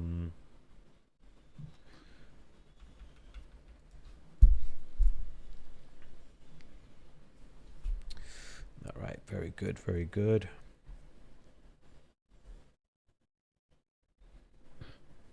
Yeah, careful with Tesla. Yeah, I mean, yeah, but it hit nice breakout, but it's been tough. It's been tough. It's a trap, Ray. It's a trap. It's a trap. PLTR. I mean, we got a few things hitting high of day right now. PLTR is at high of day, but it took a rough route to get there. It was not a smooth road. Yeah. The Qs are at the high. The SPY looks like it has topped here in the short term. So, and Oracle's playing with us because Carlos, it was looking bad, then it was looking good, now it's looking bad again. I don't know where it's going here. We seem to be bouncing between the 165 and 164. So it's got to break down. It's got to break. It really has to break this low of day for us to get any move lower. And again, the market being at the highs here doesn't help our short trade, but that's the way it goes. OKLO was a tougher trade than I would have hoped today, but sitting here just at the VWAP right now. Let's see what OKLO is up to. Quick reversal back to the VWAP. Nice. BE losing some traction. Carlos, you just talked about Tesla, right? You said how it's a tough trade. You don't have a strategy for that breakout. Like, how can you trade that? Pull up Paris's trade from the chat room. This is the guy. This is the guy that has a strategy for that breakout. Yeah, look at that. I mean, nailed it. See, like that looks fake. Yep. But he knows what he's doing. Where's Brian today? Where's Brian's camera? He's off camera today? He was there. No, he's there. Oh. I've got his camera. I don't know what happened. Maybe you need to refresh the room there. Let me refresh here. Refresh this thing quickly. You can get Paris's trade in the short term. And it's looking good. Yeah, that's a sniper. Look at that. Boom. Yeah. I'm surprised it didn't add to this. I'm surprised it's not like an ad here. I'm surprised it's all just partial. I think it moved too fast. It was straight up, right? He likes to add on little pullbacks. Yeah. It didn't give any pullbacks. So very nice. Guys, Paris is a great trader. So he is. Definitely check him out. He's got a course on Trading Terminal Academy that you can purchase where he put a lot of work and a lot of material. He's really good. He's an expert at reading the tape. And we don't talk about reading the tape because Carlos and I don't do that exactly, but that's basically reading the active orders and seeing exactly what the price is doing in a very short-term period. It's a momentum-based strategy, but he's very, very good at it. It's tough to do, but if you can perfect that, you can get trades like Paris can. Yeah, and you're right, Peter. What probably helps him get these type of trades is being able to read the tape. Right, because this is a tough trade, it really is. But he's good at it, Yeah. Even the commentary in the chat room, people asked, "How did you do that?" And he's like, "Well, he said the 359 level held. He was watching it, and he watched that level hold. It bounced off it, and he wasn't worried about the VWAP. He wasn't worried about those levels. He said he was watching that specific dollar price, and he saw the 359 level hold." And that's why he said, okay, now that it's holding, I'm confident that if I take this long, we're going to get a good move. And, he nailed it. Look at that. So, beautiful. It's an awesome trade, man. Guys, this if you join us for the first time, make sure to subscribe. We're live every market open, so you can see us here. At the moment, you're looking at the chat room. This is what our chat room looks like. bearwithtraders.com. You can head on over there and trade with Andrew and Brian. These guys are awesome. Paris comes on a little bit later as well. A bunch of these moderators. Gary comes on. They all come on later in the day. So check it out, bearwithtraders.com. $39 gets you in for a whole week. You can try it out and see how you like it. And we would love to have you. All right, I think Oracle. You know what? I might as well wait. I got the VWAP here. Might as well wait. Like it's not losing by waiting here. Right. So might as well just be patient. VWAP might act as resistance and head lower. So let's just see what it does here. That happened.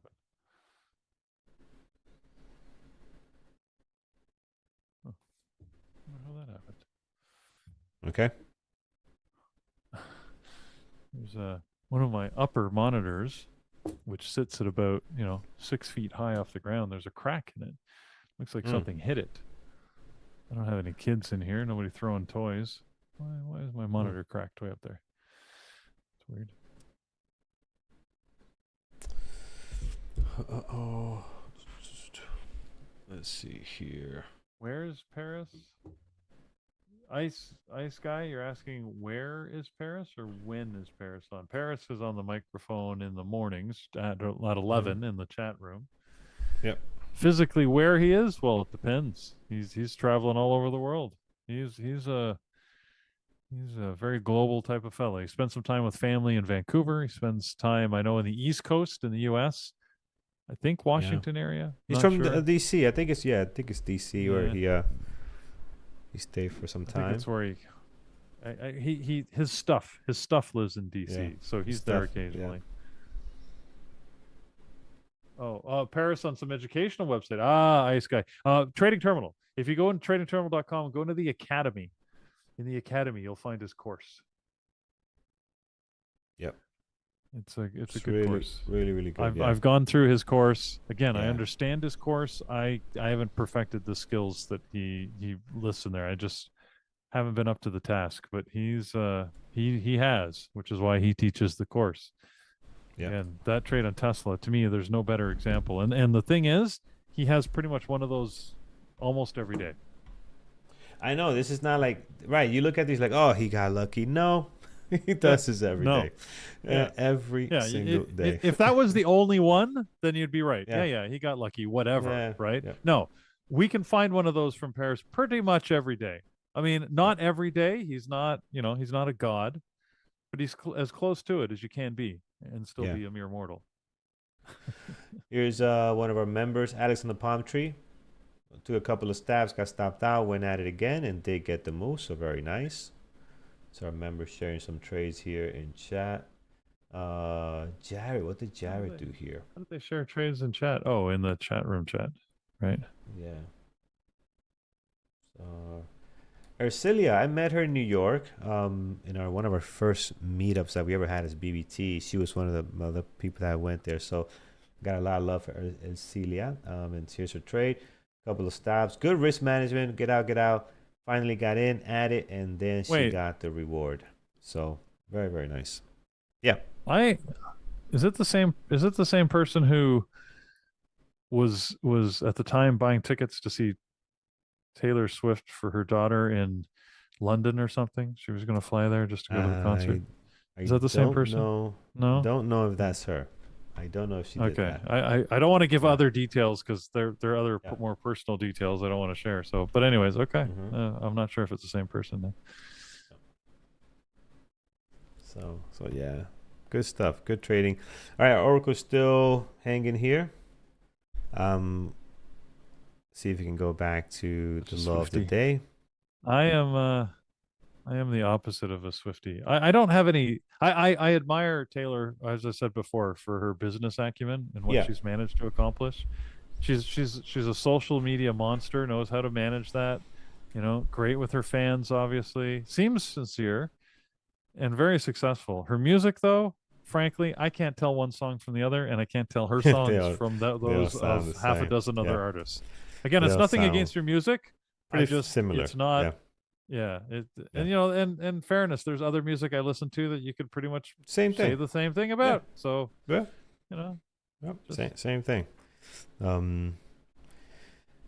But yeah. Yeah. Love the story, man. I mean, just her work ethic is unbelievable. Um. mhm. So paid off. Paid off. Yeah, no kidding. Certainly, Peter, don't lie. We know you are a certainly closet Swifty. a closet Swifty. I'm sure there's You some know, closet Swifties out there, but we listen. You've been around the show you long know, enough. We got no shame in telling you what we are and what we're not. We'll let you I know. mean, Yeah. I know it might be amazing that songs about the angst of being a young woman don't resonate with me, but you know, it's it is what it is. Yeah. Yeah. Oh man. It's do I still own vinyl albums? Actually, I don't own any vinyl albums, but my son has an excellent vinyl collection. So, and as he learned, the record, if you find a record carrying case, it is exactly the right size you can use as a carry-on. But if you pack it full of vinyl records, it weighs like 8 million pounds. He's got this great story because he was trying to move some of his vinyl records to Scotland, and he carried on carry on just like a bunch of vinyl records, right? Hmm. And he goes through security, and of course it sets off the alarms in security, and they open it up, and they're like, "Dude," he said, the guy actually did. This guy was actually like, "Dude, these are awesome. Can I take a look?" And he's like, "Yeah, sure." Like, what are you going to say no to the security guy? Anyways, Yeah. and he's going through, you got some good stuff in here. And my son is like, "Oh my God, like, is he going to take them?" Like, I said, "Is there any issue?" He's like, no. I just, great collection, man." And off he went. And Yeah. he said then he Yeah. gets onto the plane, and it was so heavy he was having trouble lifting it over his head. So he get the flight attendants helping him lift it up, and of course they gave him like the side eye, like, "What the hell have you got in here?" And he's like, sorry." But yeah, a bunch of albums, tightly packed. They're heavy. Yeah, man. They are. They're so they're so condensed. Those things, man. They're Do we definitely think pack Taylor some Swift is weight. the Alanis Morissette of this era? Oh, she's more than Alanis Morissette. No, no, She's more, much bigger. she's Oh yeah. the Alanis Morissette and the Grateful Dead and the, you know, I don't know. There's a whole bunch of bands you could put in there, but she's superseded any other musical Mm-hmm. reference. I think she's the Beatles. She's the Yeah. Beatles of this era. She's That was probably yeah. the closest comparison, because that Beatlemania Mm-hmm. that just got people going crazy about it. Like, that's the Yeah. level at which she achieved. I mean, I like Alanis. I went to high school with Alanis. Well, No way. we went to the same high school. Oh, okay, okay, okay. She was like 4 years younger than me, so it's one of those where, you know, as a senior, I don't hang out with the Yeah, yeah, yeah. juniors. So she was there. I knew she was there because she would sing at like national anthems and weird things, right? But you're like, whatever, you know, grade nine, minor niner. We don't hang out with those Mm-hmm. minor niners. But anyways, my loss. So I almost knew her. Yeah, yeah. You're related, really? Okay, take your word for that. Nice, Ben. I could see Ben being related to her for sure. I could see you, Ben. I don't know about that now, Ben. See, now you went too far. Your grandfather found in Montreal. You lost me there, man. I was with you. I was rooting for you, man. I, Come on. yeah, that's right. I was going with vouching you. for you. Now I'm questioning the Now we need stories. proof. I mean, I don't Now know. we need proof. It's possible. It is Yeah, I possible. mean, I Yeah. don't know. I don't know who Uh, founded. I don't know who founded Montreal. So you could be telling the truth. I I went have too no far. idea. Went too far. All right, Nvidia just hit a new high of day, so we got that. Yeah. Market is Um, turning a little bit too. So not turning, but it's pulling back from yeah, that spike, and I'm hoping that can drop Oracle, because while the spike was doing all this and going up, Oracle did not move. It just stayed there. So I'm hoping we can get back to the lows if we're going to start losing some ground. Yeah, look at this. Oracle is reacting. SPY is reacting lower. This could be good for us here, Peter.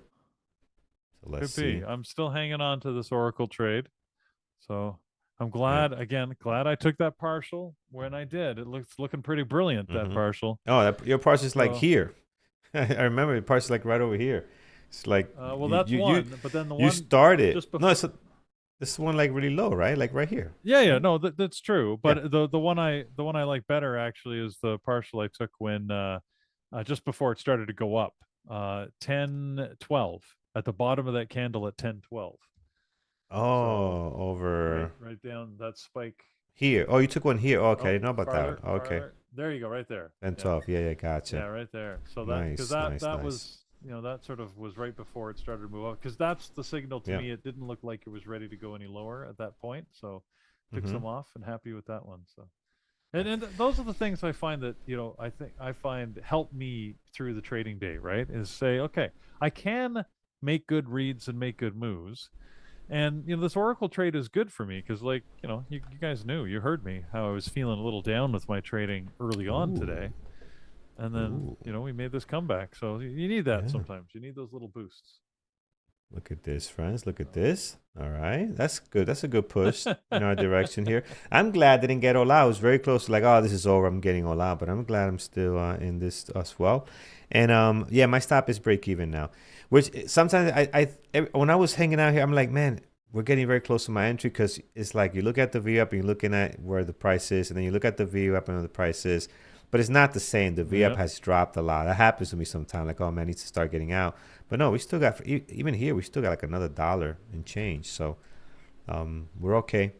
Let's see if we can get the break here. Here's where Oracle has struggled, guys. Breaking this 163.80. It has struggled here quite a bit. So we did dip lower, came right back up, though didn't last long. Let's see if the momentum is on our side. We love 163. All right, let's see 163. How is Atlas looking now that the SPY has changed things? All right, let's go to Market Atlas here. Friends, brought to you by TradingTerminal.com. It's another tool that you guys can add that can get access to from Trading Terminal. So definitely check it out. That's MU. Let me get Oracle. Different tabs up here. You can't see them, but here I got different tabs. I got Apple, Tesla, MU, and clicking now on Oracle will make this a little bit better. Hold on. Oh, going the wrong way.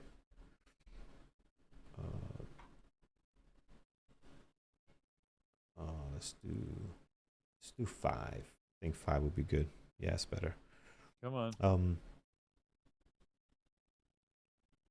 Still, it's not a whole lot of orders, man. Like, there's no big imbalance No. on Oracle. That's why we're not getting the drop. Like, you look at this Market Atlas. Yeah, it's not like.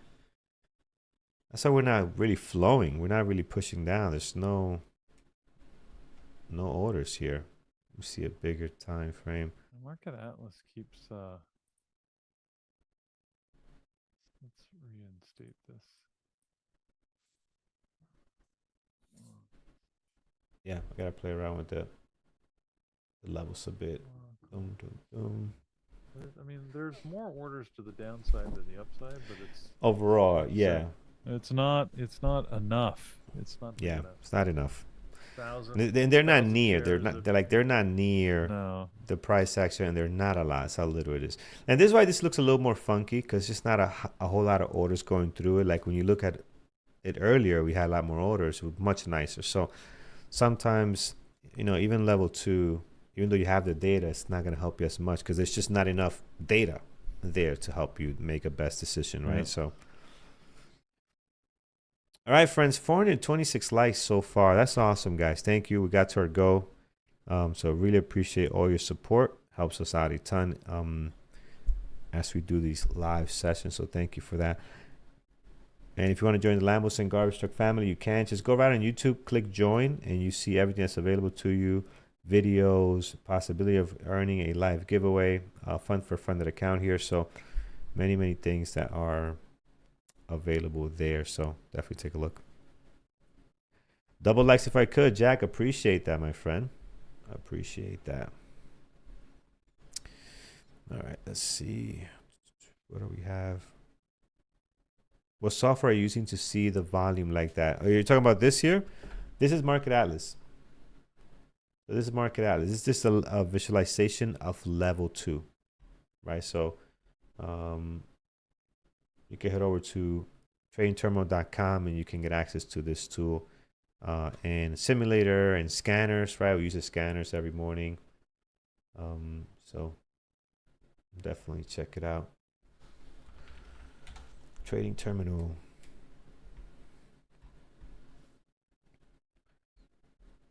Here's our scanners we use every morning. Again, very, very useful. And then we have also our turbo breakup, turbo breakdown. These are really good at the market open. So very, very useful at the market open, right? Gives you an idea what's getting volume. So NVIDIA came up, hit the high of day, did a little bit of a retest here, and then failed. I just got some volume. Not a great. It's sort of mountain pass-ish, but not a great one. Yeah. The question is just wondering, Alexander is asking, did I get a new chair that we do not see? No, this is not a new chair. This is my wife's chair, and you still haven't given it back? No. I thought you needed to give that back. I gotta order my chair, man. I gotta order a chair. Yeah. I'm gonna do it. But no, this is her chair, which is actually pretty comfortable. But not for long hours. She only works on it a few times, and she's home like Wednesdays and stuff like that. But she wants a chair Maybe back. you should tell her, go buy yourself a new chair that's like super comfortable, and then Hell no. Well, no. Don't give her any ideas, man. No. Then let me say, then get off your ass, man, and go get a chair. I agree with you. That's the right response. Oh, I agree with you. Oh man. No, yeah, I need to do that. I am going to do that for sure. Your wife is much more patient than I would have thought. Yeah. Not that I have any reason to believe she's not patient, but she doesn't use it. She uses it once a week. But last week she was like, "I want my chair back." Like on Wednesday she was I guess had a long day sitting down, and it really actually had to work. Not that she doesn't work, but some days are easier than others. Like you don't get a chance to get up and take breaks. And she's like, "Your chair sucks. It's very uncomfortable. I want my chair back." I'm like, okay, I get it. Wednesday's coming tomorrow, so wish me luck. Well, there, take the success from this Oracle trade, which, by the way, it's doing pretty good right now. Back down here again. Yeah. Are we gonna bounce though, or are we going to get a new I don't low? know. That's the question. Right now Level 2 is not bouncing. giving us much, to be honest. So, we should be probably taking some kind of partial here, man. 163 is what we need to break here to go lower. So yeah, 163.17 is the low. Come on. Is the SPY helping us? Let's see what the SPY is doing. Really. Yeah, SPY is not helping us out here. Actually, SPY went back up. Yeah, I'm gonna take a partial, man. Let me see. Oh wait, hold on.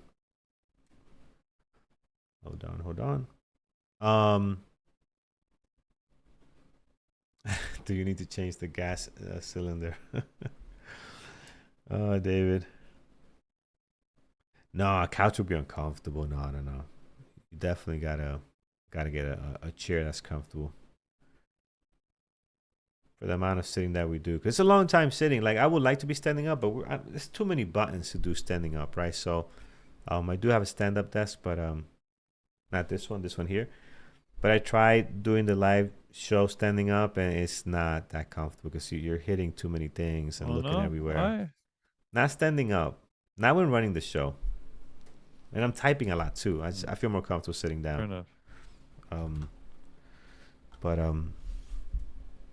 But yeah, emails and everything else I do here. Love standing up.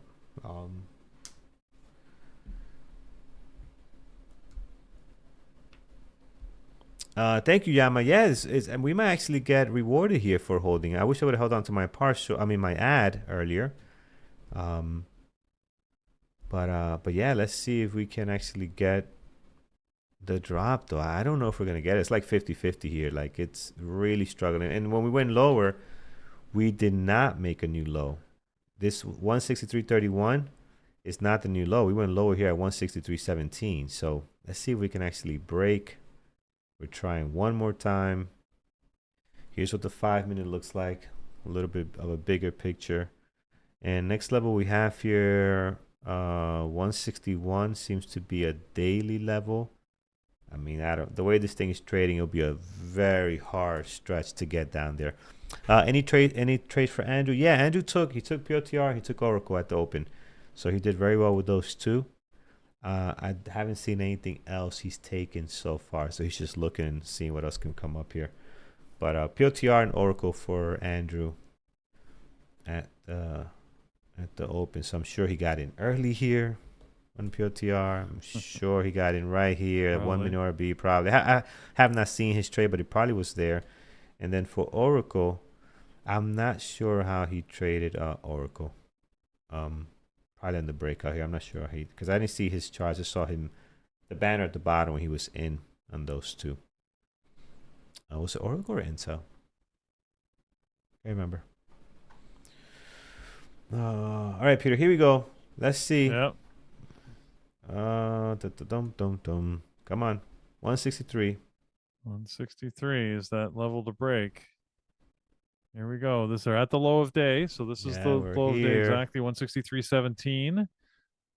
Now we set a new low. Let me know when you're gonna take your partials. I could do it first. I want to get in. I want to get. Oh, look at the bids coming in, but we didn't break through. No.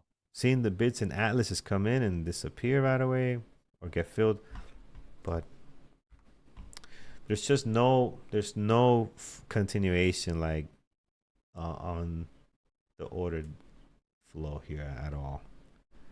Okay, next time, Carlos, if we get to, even if we get to 163 like 05, if we get there, I'm gonna take a partial if I don't see it moving lower. So more orders at 163. Not a lot, but there's more. I think this is done, Peter. It's struggling, man. I think it's gonna go back into the range. Maybe. I am getting out of this garbage. Let's see. I am close. I've got my fingers on the button.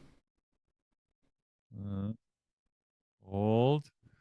That didn't look good, man. That didn't. That little pop didn't look good. Yeah, it did not look give good. You that. I'll give you that. But boom. I mean, we're so far out. We're $3 into this thing, right? Like we have a cushion that we can wait. I mean, not get impatient. I get impatient. I don't know why. I'm a patient guy, but it's just like, I don't know. Just we could wait here. We got a big cushion. JS Trading, thank you so much, man. Yeah, this made the day. This really helped out here, Oracle. We had a rough start. Oracle came through for us. So good stuff. Apple, what did Apple do today? Let's take a look at Apple. Oh, Apple is Apple's falling apart a little bit here. Actually, a nice short on Apple. Started okay, and then look at this beautiful short. I swear, Apple does its own thing, right? They don't move with the market. They're here. They just do their own thing every single time. So really nice short. This would have been a good view at breakdown, but again, I wasn't watching Apple. It's not on my list, so didn't see it. But yeah, nice Apple trade if you took that, guys. Looks like you were right, Carlos. It's is it? Yeah, I think it's struggling. I'm gonna hang on here.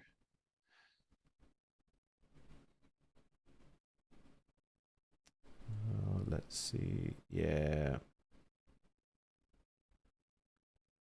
I don't want to go back up, Peter. I'm not going back up. I'll leave you to it. I'll live this straight through you. I'm out of it. I'm taking the rest off. So I'm out of Oracle, guys. Right. Not bad. So we recover here a little bit. Very nice.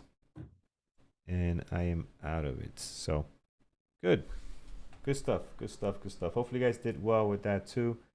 And see what else is out there, guys. Only 11 a.m.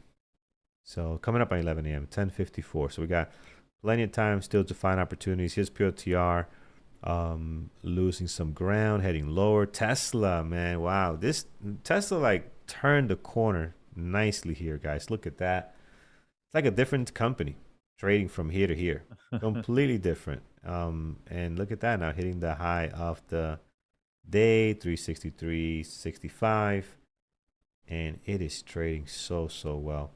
CRWV losing the VWAP. MU also took off earlier today. INTC not doing anything great. OKLO this morning did okay on the drop, and then just kind of going sideways for the most part. Dude.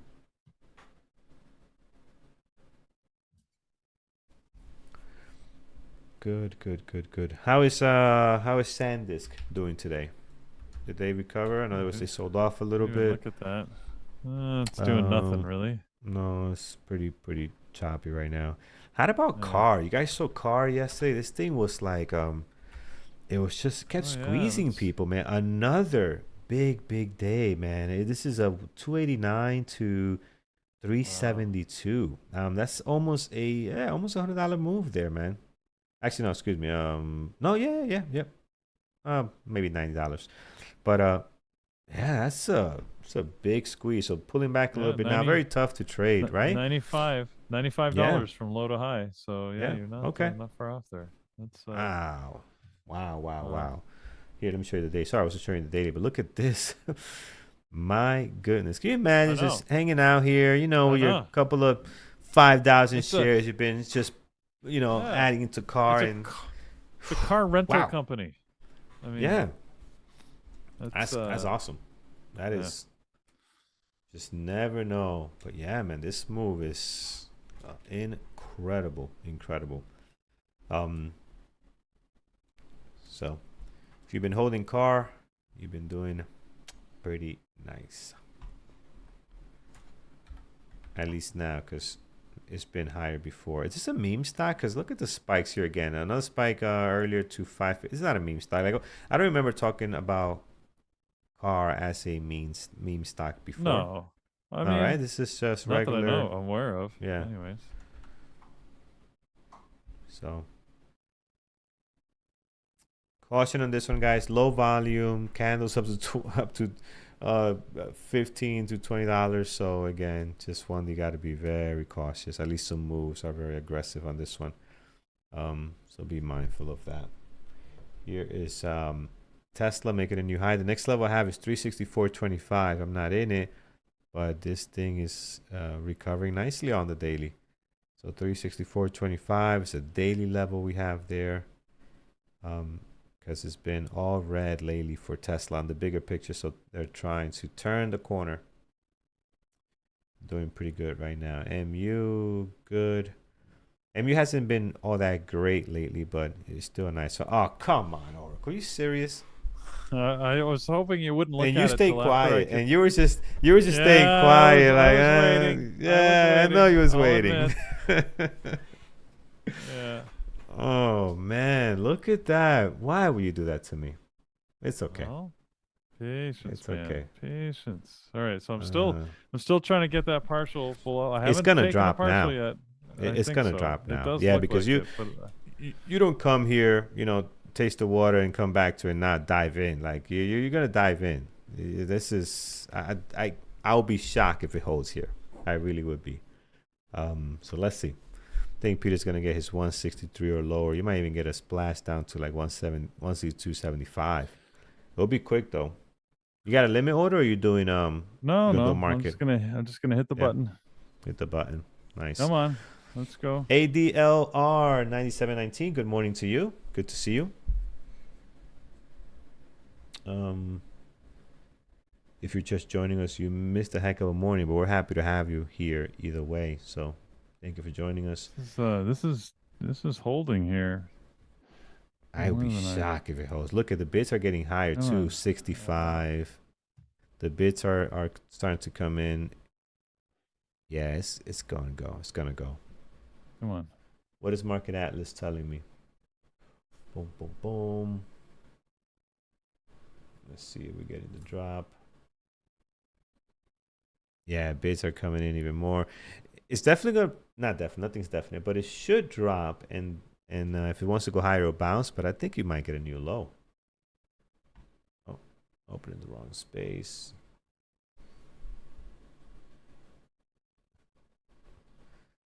Come on, you got 63. You're building up nicely at 63, right? Like you're building up nicely here. There's nothing up here. You know, now it's not a lot though, right? Like it's not a lot of orders like you're used to seeing with the Teslas of the world and everything else, but you still should come down and test this 63. I want to see this before Eamon comes on. Eamon is ready. Eamon's got avocados. Eamon's got avocados in the back. One is avocado, and that's a capybara. That's a weird capybara, but yeah, what do you like more, capybara or avocado? Man, that's I don't know. I think avocado. This is the team of support when I trade. Okay. These are my fans. There you go. That's your support. There you go. You're trading support vegetables. You know, we need this. Avocado's got to be a fruit, right? I guess. Vegetable? Fruit? I don't know. I think it's a fruit because it has a seed in the middle. I think. Oh, come on. Oh, Peter, you're getting just. Come on, we're getting so close here, Carlos. That is ridiculous. So Oracle. It really is.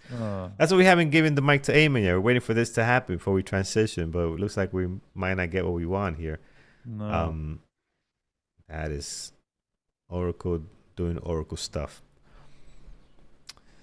All right, friends, we are going to run out of here and leave you with Dr. and author Eamon, who is Dr. Author Trader Dad. Eamon. Dr. Author Trader, future dad. Future dad. Soon dad. Pre-dad. Soon to be dad, yep. Soon to be dad. Exactly. Yeah, pre-dad. Okay, pre-dad. that works. There you go. And he's gonna take you through his trading today. So guys, have an amazing trading day. Thank you so much for joining Peter and I this morning. Hopefully you guys did well. Can't wait to see you guys again tomorrow, but stick around here with Eamon as we hear what he did today on this amazing trading day, guys. So have a good one. All right, take care, everybody. Trade smart. All right, have a good day, guys. And YouTube, how did you guys do today? Another amazing day, I'd say. Hopefully for you as well. Well, let me fix my camera. I can see that the avocado is in the center, not me. Okay, that looks better. Best ever P&L day? Congrats, that's amazing. That is amazing.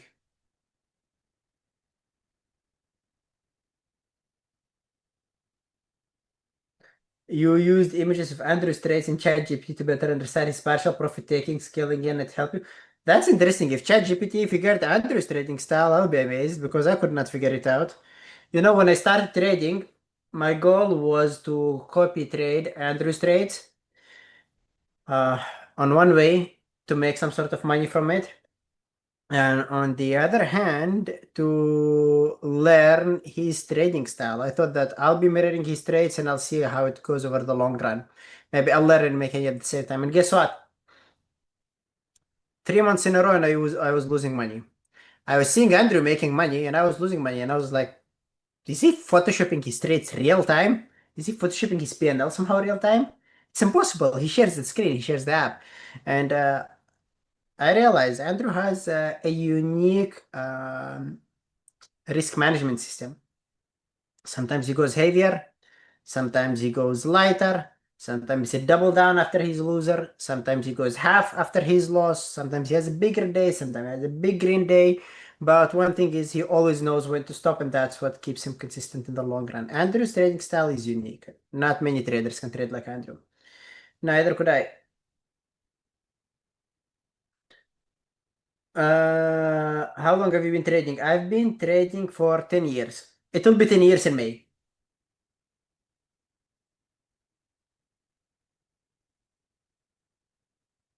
Yes, Candy. I did trade Apple and I lost money on Apple. So I took 2 trades today. Apple and PLTR. And look at these guys. Same risk management system. I'll talk about the 1-minute chart, then I'll review the whole thought process. So we have a small fake breakdown on Apple here. This is the low of the range. This is the break below the range. 1 2, right? And then we have a recovery. So I played it long. Then we break the range and I add. Usually when I add, I move my stop loss to the original entry. So basically I kind of have a double position. And if this works, I'll make money for my first position and I'll make money for my second position. Instead, what happens? It goes to my original position. It literally wicks me out to the penny. You know how annoying this is? I bet every single one of you have been there. When the market just goes down to grab your stop loss, literally to the penny before it goes in your favor. But it's okay. Note that how PLTR worked out. This one, exact same risk management system, but it did work out. So initially, my entry on PLTR was here, and my initial risk on it was around 30 cents, 35 approximately. Then I added to my position. And my second position on it was around 30 cents. And I started looking in profit assessment in my favor. So for my first position, I started looking profits around 2 hours. And for my second position, I started looking in profits around 1.5 hours. And this trade made me slightly over 5 hours. So if you think about it, it's not that painful because I lost 1 hour on Apple and I made 5 hours on PLTR. Partial Oracle. Peter is in Oracle and he is partially. We got there because we just finally dropped that level. Carlos and I have been watching for like an hour. So there you go. Was worth it. It was worth it. Well done. See, patience, Carlos. Where are you, buddy? Come on. You could have bought a chair with that profit. Depending on what chair, but yep. All right. But to be honest, guys, this is an amazing chart. Take a look at the hourly chart. Straight move to the upside without a single pullback. Reversal candlestick at the top. And this here is a sign that Oracle needs to pull back before the continuation. How big of a pullback are we usually looking for, guys? Wow. Percentage-wise, how big of a pullback are we looking for? What could be the target on Oracle? I mean, the final one. Any guesses? If you watch my ABCD pattern, we said the least pullback you want to go for is 30% on stocks that are actually strong, but it should be at somewhere between 40 and 60. If you go for more than that, it's okay, but ideally 40, 60, 50, that's correct. 30% is the listing. Now take a look at Oracle. What's the beginning of the move? 138. What's the highest area? 168. How much is that? That's 30 cents. So what could be your final target on it? If you're going for 30%, approximately 159. So yeah, this thing could actually end up selling off all the way to $159. Totally worth leaving a small position. And it could go even deeper than that, right? But 159 is a realistic target in my opinion. We'll see if it's going to make it there during our afternoon session or it's going to take a little bit longer.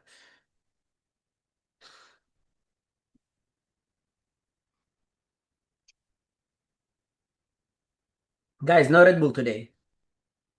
Today I've got some coffee. So let's walk you through my trades for today. I'll explain to you why exactly I played PLTR and why exactly I ended up playing Apple. What could happen with these stocks today? We'll then analyze the market, the SPY and the Qs, and then I'm going to review or scan any stocks that you guys are trading or you're watching at the time. PLTR, I like it because on the daily chart, you can see that we are sitting around the low of the range. We had a fake breakdown a couple days ago. This was one of the reasons why yesterday I played it to the long side. Some of you were here and you already have seen the trade review on PLTR. Some of you did not, but this was actually a really long trade. I've been holding it through the whole afternoon. We started the risk management during YouTube. Then I added to my position at when I was at Bearable Traders and finally exited on 134. So you see exact same daily chart. At the low, we have a hammer, which tells me that the next day is going to be a green day. Nice reverse head and shoulders pattern on the hourly chart. And we had a fake breakdown followed by an entry. Today is a continuation on PLTR. We are still sitting at the low of the range. At the low, there is a bullish candlestick, which tells me that we can end up having another bullish day. Next thing, 60-minute chart. Decent ascending triangle, which unfortunately was broken during the pre-market. You see, this is it. This part up here is this breakout. And I honestly did not like that part around here. Normally, I would prefer to see that the stock is holding the level, market opens, and I play the breakout. PLTR, unfortunately, ended up breaking during the pre-market. And I've written this plan to my mentees on the Discord server. I mentioned that PLTR, the biggest downside on it is the break. Let me show you the plan. So every now and then I share some of the trade ideas. And this here was the plan for PLTR. PLTR can be played to the long side only if it holds view up. You do not want to play a breakout.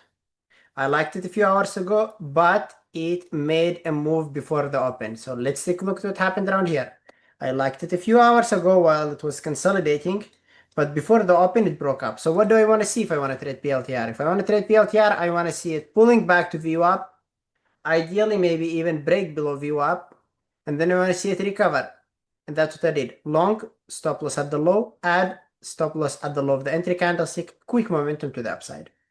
Apple, let's open Apple and see why exactly we like it. Apple was sitting in a consolidation area around here. We did break the consolidation area, and after the breakout, we kept holding the level of resistance, closing as a hammer on the previous day. This gave me a feeling that today is going to be finally the day where Apple breaks this consolidation area. Normally, I do not play these type of stocks that are stuck between moving averages and stuck in the range, but Apple was looking really good on the weekly chart. Mini consolidation area that was broken on the previous week, and I'm looking for a squeeze this week. I'm still long bias on it. Maybe that did not happen today, but it could still happen tomorrow or after. Anyway, 5-minute chart, beautiful mini consolidation area, beautiful fake breakdown, entry at the breakout, added the break of the pre-market high. Unfortunately, it took me out to the penny before working out. So I'm still proud of the fact that the idea was good. If I'm going to be journaling this later, I'll be journaling the right rate as a positive, but the win rate as a negative. Ayman, how often do you turn your day trade into a swing trade? Rarely. Most of the time, if it's a day trade, I end up with a day trade. But if I was planning on a swing trade initially, then I would hold it for longer. I could turn a swing trade into a day trade, but a day trade into swing trade rarely. And not because it's going against me, simply because that was initially the plan.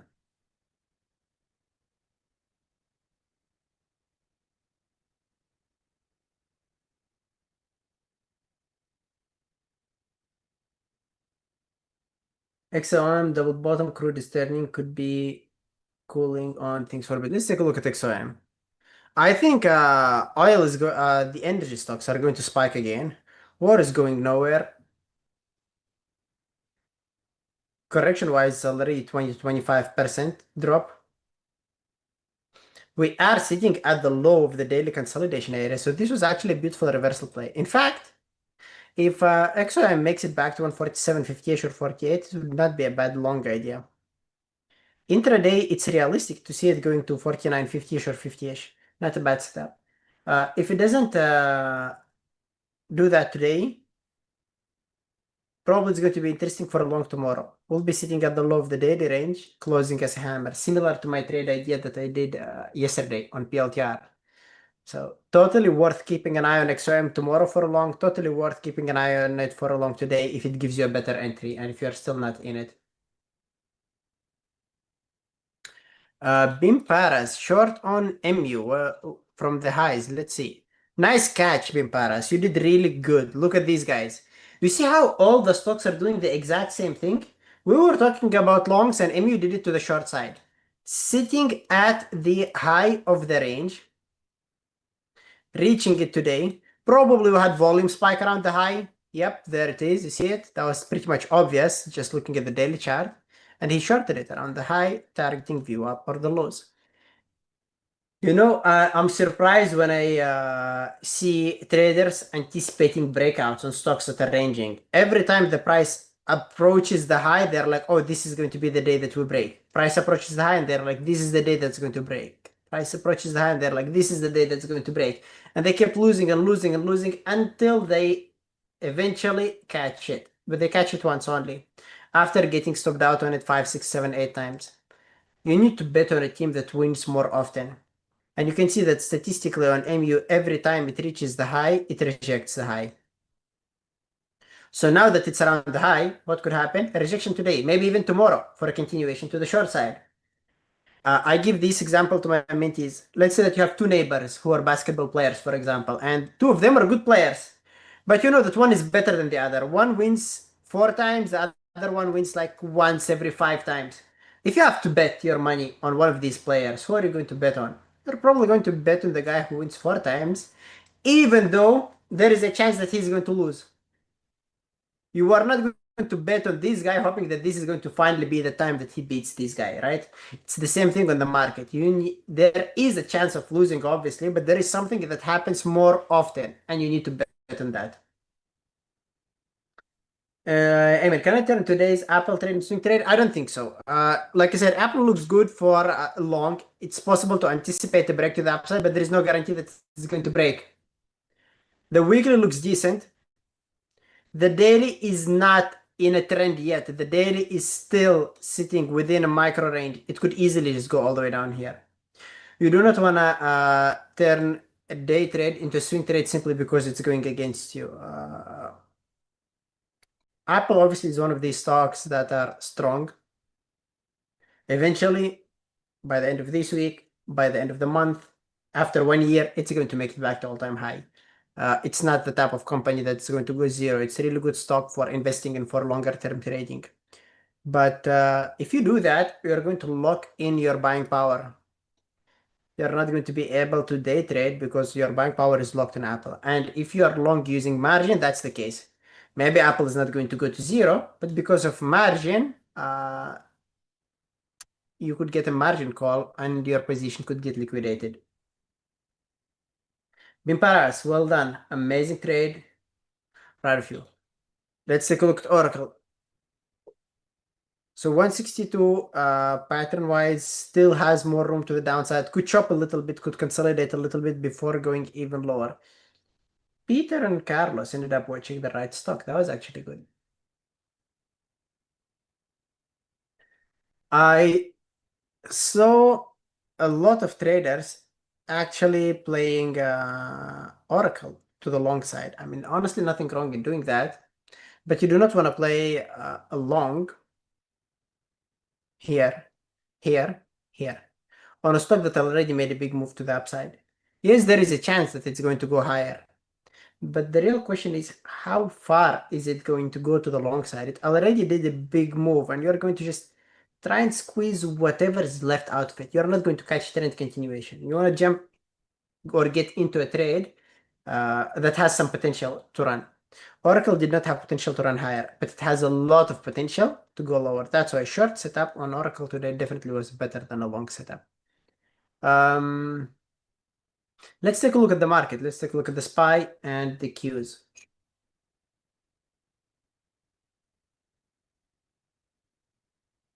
Could Meta jump to 733? Let's see. And then we'll take a look at the market.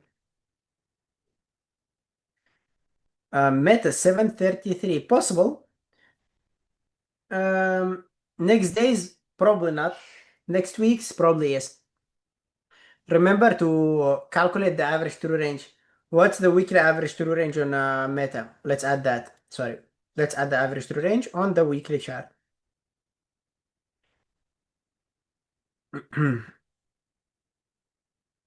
The average true range on Meta on the weekly chart is around $45 on average. That means that each weekly candlestick on Meta is around $45. This was around $50. This one is probably bigger than that. I can see that. Yes, it was somewhere around $60. This weekly candlestick could go from 625 probably all the way to 670. Yeah, probably to 670. Then the next weekly candlestick, if you are lucky, is going to make it all the way to 710, 715. But then you also have a monthly ATR. Don't forget about that.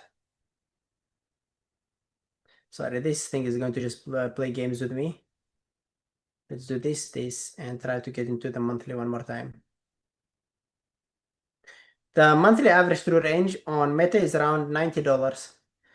And we are sitting at $80 now. Probably it's going to maybe go all the way to 686 if you are lucky. And then the next month, it would need to make some sort of an overlap. We also have a weekly chart that's overstretched and it needs to make a pullback or a consolidation area. 730 is realistic on Meta, but it's going to take a long time before it makes it. One of the things that you could do, especially for longer term trades, zoom out. Let's remove all the levels and see how big of a move does it usually make before it gives you the pullback. This is the move, which is around $100 and $200, almost $200 before it makes a pullback. How big of a move around here? $100 before it makes the pullback. $200 before it makes a pullback. $230 before it makes a pullback. $150 before it makes a pullback. So on average, you could say around 150 to 200 before it makes a pullback. Let's say 150 just to average down. Right now, Meta made 110, so 150 would be closer to 700. So statistically, Meta makes these type of moves before it starts making pullbacks or consolidations for a few weeks. I'm not saying that 730 or 750 is unrealistic. It is realistic, but probably it's going to take some time. It's going to make a decent squeeze, pause, give you some pain, and then maybe continue if the fundamentals don't change and if the earnings don't change. This is one of the ways that you can use to time your exits. Sometimes you need your buying power, especially when you're trading longer term or swing trading. You get into a lucky position, it gives you some sort of an X move, and now you're wondering, what should I do? Should I sell or should I hold for a bigger position and a bigger run? If you hold for a bigger run, you're going to get stuck on it for a few weeks before it runs. When in fact, you can just simply sell, jump into something else, catch a move on another stock, sell, get back into this one before the next move happens. Longer term trades require different risk management system. Hey man, I just got your book. Looking forward to read it. Thank you, Izzy. Let me know how it goes. Hope you enjoy it. If you get any questions, if you get stuck anywhere, just reach out to me. I'll be more than happy to clarify any doubts. Magnificent Root is saying 700 realistic as it's a round number. Exactly. $700 is going to be a tough round number. It's probably going to pause around it. It's going to struggle around it for some time.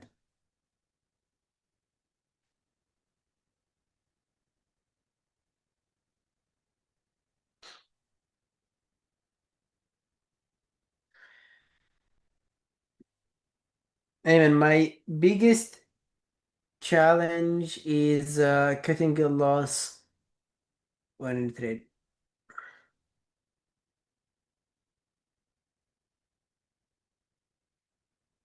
What trading platform are you using? Yeah, that'd be the first question. What trading platform are you using, Dan?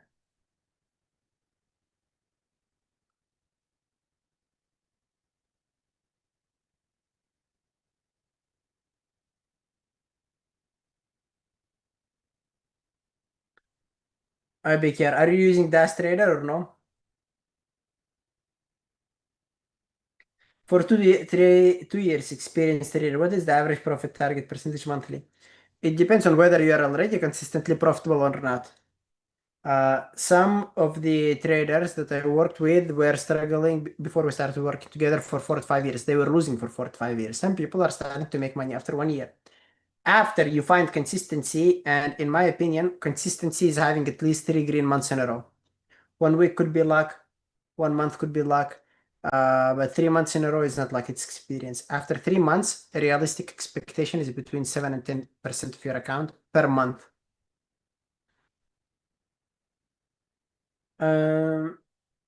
You're a beginner trader. So look, you need to use hard stop losses. That's the first thing. The second thing, if you're losing a lot of money, my tip for you would be to use Dash Trader. Dash Trader has an option to for max loss for the day. You email Dash Trader support and you tell them set a max loss for the day for, let's say, $50. The moment I lose $50, close all my positions and lock me from trading for the day. They're going to do that. So that's going to force closing positions, and if you can't handle it, then you need some external power to force you to get sold out for the day. Dash Trader would do that for you. There is literally no tip for that because you are in control of yourself, and no matter what I tell you, the final decision is for you. You probably know it on your own. You need to have a fixed dollar risk per trade. You need to have a max loss for the day. You need to have a fixed amount of trades for the day. But if you're not following these rules, then you probably need Dash Trader, or you need to stick to simulator to practice trading more. Dash Trader, without level 2, it would cost you around $100 per month, and you don't really need a level 2.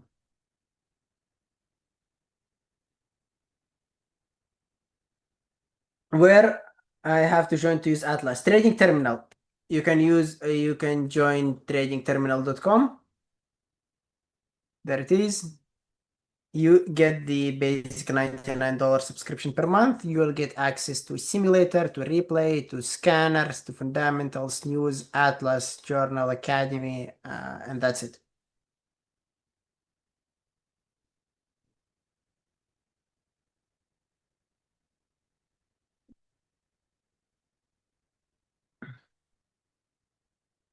It seems big, but it's not that big.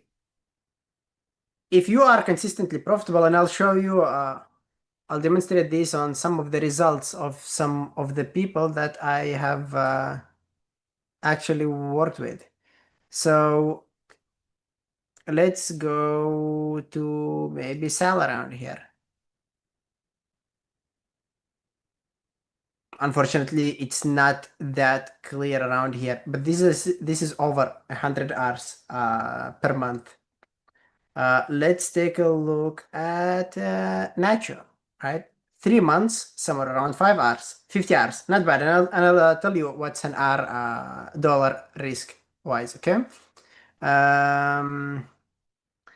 Let's go maybe to, oh, I want to share Jesse's result, but Jesse is like way advanced of a trader. This guy literally doubles his accounts every 3 to 6 months. This screenshot from my BKR profile, right? Let's see. Where is that? Let's find this. Adelaide, she's also an amazing trader. $9,000 in approximately, yeah, I don't know, that's around 1 year, but with a $25,000 account, I think that's good enough, right? So there are a lot of results that I can also share, but these are basically kind of the longer term results that we have. Now, what is an R? An R is for my mentees, because I usually tell them to do this. I tell my mentees to use 0.2% or 0.25% of your account as an R.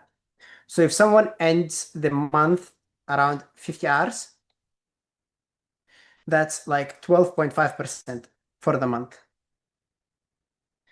1.2% monthly, I don't know, not for day trading, not for swing trading. I don't think that would be enough. You really need like $1 million account to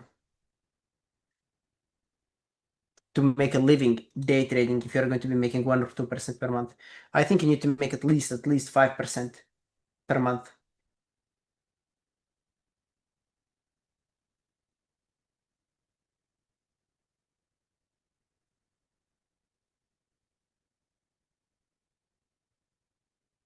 I'll show you some of the most recent datas for one of my mentees. There it is. So this is his result for April. I'm not saying that every month he has results like this, but look at this, half a month, and he's up around 25%. It doesn't mean that he's going to end up the month 50%. There will be the losers, there will be the winners, But then eventually there is an average number, right? 1 month 25%, 1 month is 5%, month is 10%, but eventually it's somewhere around 10% average per year per month. Who told you that you should expect 1 or 2%?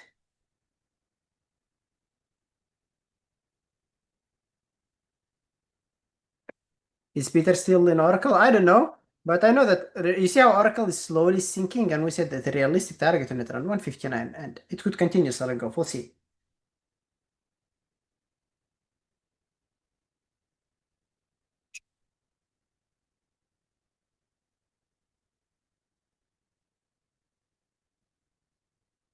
You don't need level 2 to trade. You can use Atlas. Let's take a look at Google. One of you asked about Google. Is it getting extended? Yes, Google is getting extended, but doesn't look like it's setting up for a reversal. We were sitting below a multi-month level, and this is the first day breaking a multi-month level. Not the best day to look for a reversal on it. Not good for a continuation, too late, but not a good one for a reversal. Not today. So is 1R related to a period of 1 month? No, 1R is your risk per trade, and that value should be around 0.2% of your account. If you lose 3 trades a day, that would be a 0.6% of loss for the day. If you make 5 hours, that would be around 1% of your account for the day. So if we go, for example, for my trade, Apple, I lost 1 trade, which is 1 hour. Here, I lost 0.2% of my account. After that, I traded PLTR, which was a winner. PLTR was a 5.5 hours, which means that I made around 1.1% of my account. Minus the 0.2%, which I lost on Apple, that's a 0.9% of my account for the day. And that's it. So 1% is not a monthly goal. It could be somewhere around the daily goal. I'm not making 1% every single day. There are days. There is a day where I lose 0.5% of my account. There is a day where I lose 0.2% of my account. There is a day where I don't take any trades and it's a break-even trade. Days where I make 1 or 2%. By the end of the month, for me, it's an average of 10 to 15%.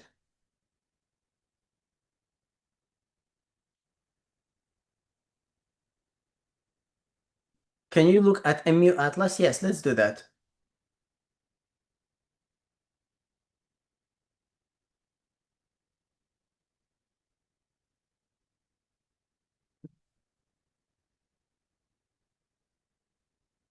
MU Atlas looks bullish, to be honest. Yeah, overall, this thing is definitely more bullish. We'll analyze the chart in a second.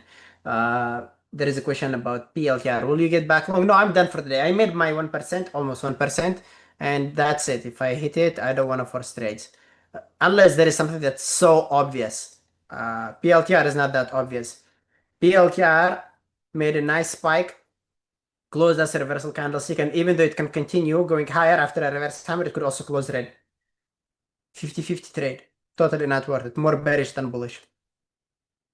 30-minute chart. Probably you want to see an engulfing before you end up playing it for a long. 15-minute chart looks good for a long. So if we have to take a look at PLTR, daily long, 60 short, 30 nothing, long or short, 15-minute chart, long. 5-minute chart just ranging on a small descending triangle. If you want to play to the long side, you can just simply hit the trigger around here to the long side, put your stop loss at the low, and after it breaks this area, you add, and then you exit 137.40-ish. But it's not an A+ setup. I prefer to stay away from it. Milan, you can send me an email, ayman@bearbultraders.com, and I'll send the details there. I don't want to make it. I don't want to make any sales speeches while I'm on YouTube.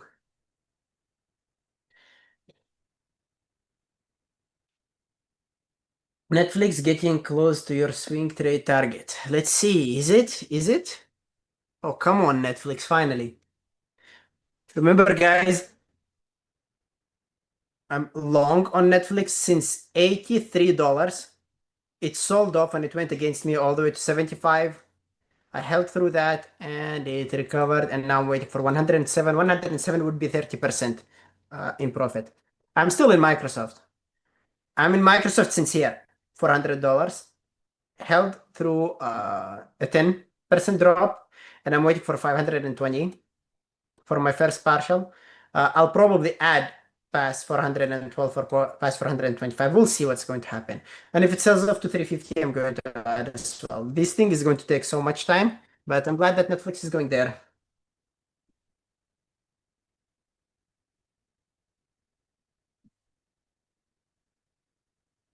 Uh, let's see.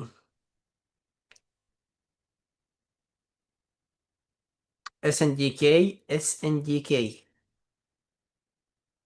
SNDK on the weekly chart, this thing is really bullish. I like it.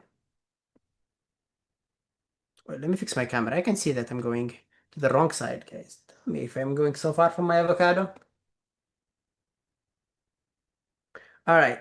So SNDK weekly chart is really strong, but this thing is overstretched. Oh my God, SNDK almost $1,000. People ask me about swing trade on SNDK back on 500, and I told them no, it's really stretched. Then they told me about it around $700, and I was telling them no, it's already stretched. This thing is already at $1,000. It's so rare to find stocks like this. But I would repeat it again. It's extended. Not the type of stocks that I'd be risking or jumping in, because if it makes a corrective pullback, it's going to be too deep. For a day trade, it looks good. Previous day is a bullish candlestick, and today this thing is selling off. These are the best type of reversal patterns. And you have the Morningstar candlestick pattern. Drop, doji, fake breakdown. Oh my God, there it is. That was your trigger for a long. Flat level of support, breaking the level of support on volume, recovering. Long here or long here. If you miss that, it's too late. This is the exact same thing that I used when I jumped into Apple today. Consolidation area, flat level of support, fake breakout, recovery long. And the exact same thing that I used on PLTR when I made money on it, right? Fake breakout, recovery, and long. You want to use this signal, guys. I talked about it in detail 1 week ago. Make sure that you're using the fake breakouts no matter what strategy you trade. Trade breakouts, wait for a fake breakdown first. You trade reversals, wait for a fake break first. You play continuation candlesticks, wait for a fake break after a consolidation area. You'll double your win rate if you do that. Bimparas, well done. You are nailing it. Hassan, yeah, let's take a look at SOXL for you. I would longer term, I would go for NVDA, Khalid, but wait for NVDA to drop 30% before jumping in. So SOXL, really good stock. Just breaking the level. We could have a continuation here, and we could have a continuation week afterwards. Daily chart is overstretched. This thing needs to pull back. So it's probably only good for a day trade. For a day trade, I think 84 is realistic, but same thing. Made multiple legs to the upside. We need a corrective wave before playing it to the long side. I don't think it's going to set up for a trade anytime soon. It's going to take so much time. For now, I can see a lot of contradiction across multiple time frames. Don't even feel like thinking about a few possible scenarios, because there are like a lot of scenarios that are hovering in my mind right now.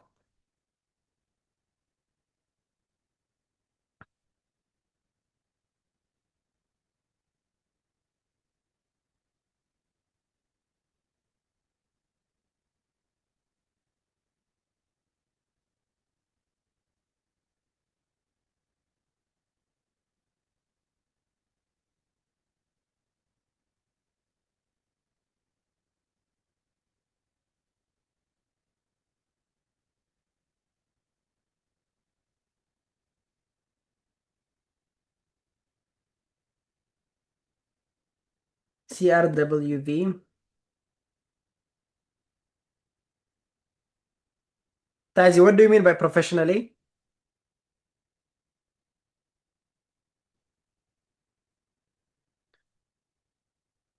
CRWV. This is also good stock. You see, multi-week consolidation area, and we're breaking it. These are really good selections for breakouts, for trend continuations, for swing trades. I'm not going to go for a swing trade on this one. It's not exactly my style.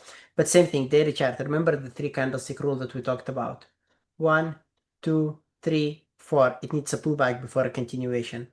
Intraday is a good one for a reversal if it gets extended. But if you take a look at the 60-minute chart, it's not extended. It's just hovering sideways. Same thing on the 5-minute chart. 1, 2, 3, 4, 5. Also overstretched. If you want to play it, it's probably not today. Probably tomorrow for a reversal, it gets overstretched. Today it's a bit random. And you can see that based on the volatility intraday. Big move up, big move down, big move up, big move down, big move up. Could do a big move down. For someone who could afford to trade $200 or $300, how do you make it big? Give me a little guide so it changed my mind fully to give me my time on trading. For you, you're in for $200, $300. I'm not gonna lie to you. $200 or $300 is not going to be enough for you to day trade or to make a living outfit. And it's not going to even be motivating. Imagine spending 2 to 3 hours a day to make $2 and then lose $1 second day, then make $1. It'll probably be worth just doing another job, right? That pays you at least like, I don't know, $1 per hour or $2 per hour. However, there are a lot of other funded accounts. You can buy a funded account for $100, get a $50,000 account, trade with that, and actually make a living outfit. So for someone who has $200 or $300, you don't want to use it to day trade. You can use it to buy funded accounts, but you are going to blow up if you don't have trading experience. And the thing about funded accounts is that a lot of people trade them like a casino. They jump in, they lose, they resubscribe, they jump in, they lose, and they resubscribe. My tip for you would be to forget about the amount of money that you have. Stick to trading to simulator. Find some free software where you can trade even with a 15-minute delay. Keep journaling, backtesting. Do that for months. Do that for years if needed. It took me like 3 years before I became consistently profitable. And once you find consistency, you're going to find out a way to make to get expensive accounts. So the goal right now is not to think about how can I get a big account to day trade. The goal right now is to learn how to trade and how to make money consistency. If you find consistency, there are so many ways to get accounts to trade.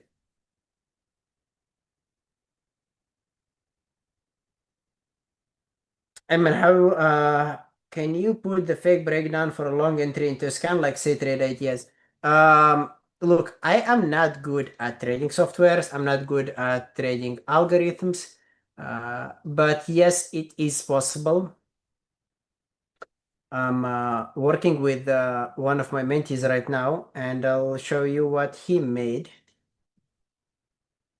But it's just basically a first draft around here.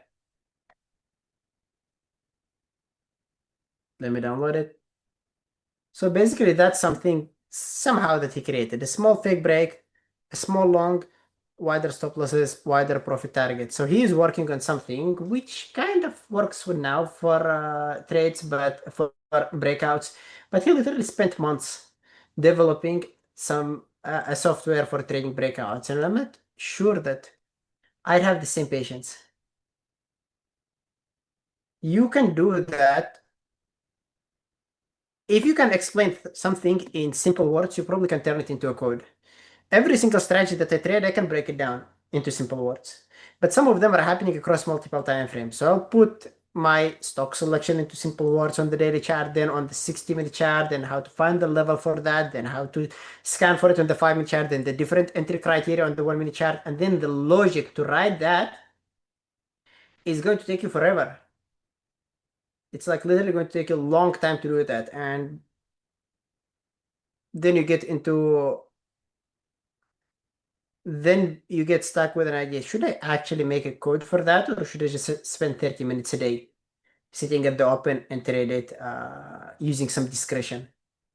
Because some of the things still get back to discretion. The code is going to trade literally what you explain, but some points, one rule could be compensated by something else that's happening in front of you. I think the human brain is way more powerful than any algorithmically trading software out there. It is the discipline that you need to work on.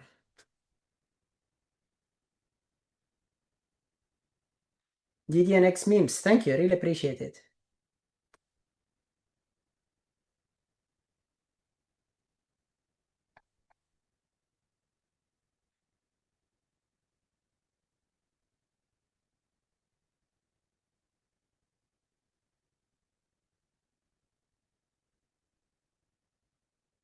How can you trade CRDO at the market open? Let's see and see what we could have done at CRDO for the market open. So we'll go back here. We'll go to the market open. Sorry. Oh, come on, CRDO. All right, let's do this. So let's do CRDO and try to analyze it from the daily chart to the market open. First of all, let's say the night before. The night before I take a look at CRDO, I see that it's sitting in a range like this.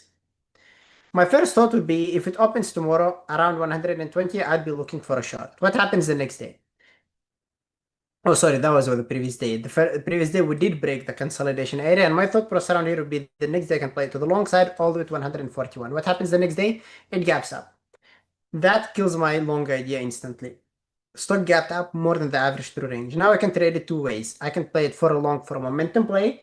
I can play it for a short for a reversal play depending on how the hourly chart looks like. Let's take a look at the hourly chart and see how it looked like on during the pre-market. Going straight up. That means that I do not want to play to the long side. I want to play to the short side. But the first thing that I want to wait for is a reversal candlestick. There it is. After that reversal candlestick, I want to play to the short side, probably targeting this zone, more or less. Let's wait for the market open. Oh, look at what happened. It ended up selling off, I think, before the market open, right? If that did not happen before the market open, then we can play it. Let's switch to the 5-minute chart.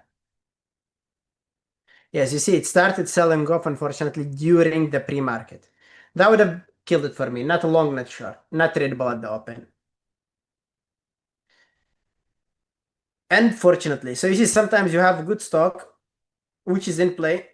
It makes a really good run, and you're wondering, how could I have caught this move around here? No way. Just a coin flip. And you don't want to trade coin flips.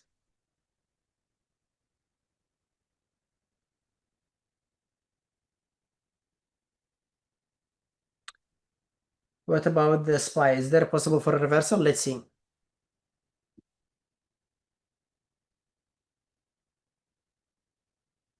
Yes, there is a possibility for reversal. We are sitting around the sell zone. Ideally, these levels up here. Let's try to narrow down the levels using the hourly chart.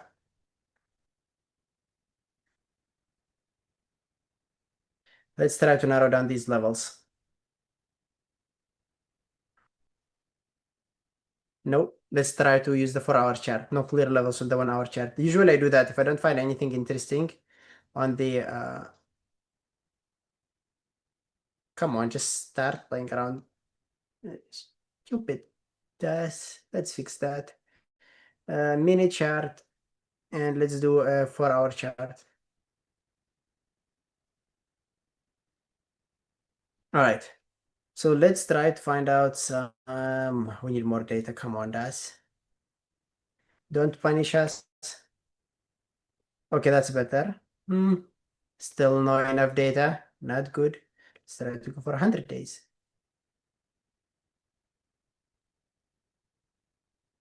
Nope. Let's go for more. 150 days. Yes. There we go. So let's now try to narrow down these levels. We have a strong level around here. We have a strong level around here.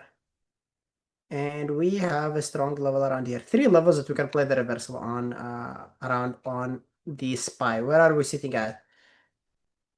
At 693. So the first thing would be to wait for the SPY to go all the way up to 695. If that happens, you can look for an entry. If that doesn't happen and it just reverse without you, you would probably avoid it, or you'd go for a risky entry. Double top on the 5-minute chart or head and shoulders on the 5-minute chart after a reversal candlestick pattern on the hourly chart. A bit too early, I'd say.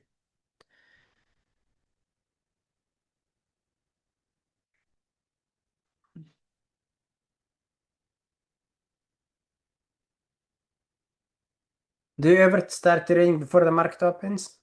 Sometimes, depending on the strategy that I trade. One of the strategies that I trade is called the pinpoint strategy. This is a strategy that could be traded during the pre-market. I stopped doing it. I do it so rarely. Let me see if I find any entry around here during the pre-market. Maybe earlier. Okay.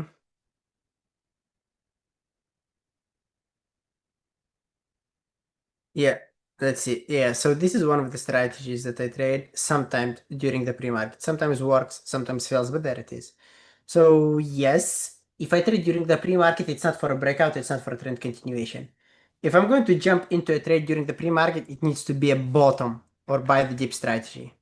Like I thought that this is the dip, but it wasn't the dip. The dip was here, which is unfortunate. See, or if I want to short it, it needs to be as close as possible to the resistance, to partial around there. You see?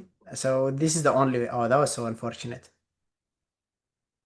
But yeah, that's basically it. You see, short around here during the pre-market, go for the sell-off. Anyway, I'd say that 98% of the trades that I'm taking are after the market open. Very, very, very rarely. If something like catches my interest, I could go for a short.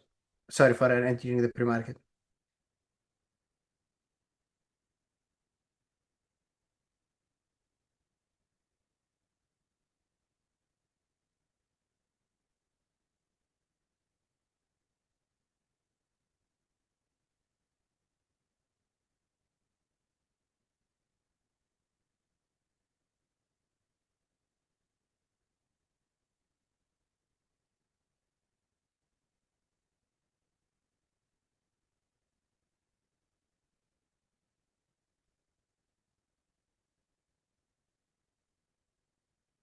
No, obviously you withdraw some of that cash for a living. It's not going to be 7 to 10% of your account per month, which is 70 to 100% of your account per year. You will be withdrawing some cash for a living. So by the end of the year, that might be 50, that might be 20%, depending on how big your account is and how much you're withdrawing for a living. Also depends on whether you are doing trading for as a part-time job or as a full-time job.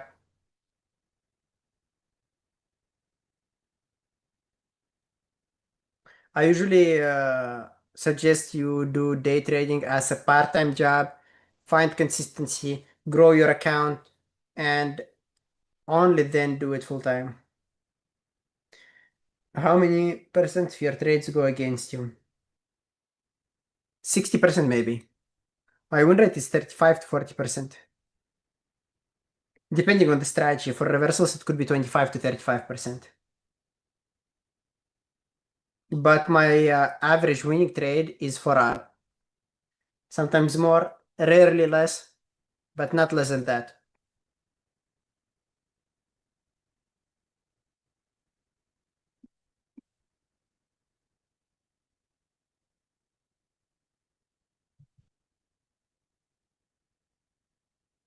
Could you talk about RKLB reversal? Let's see.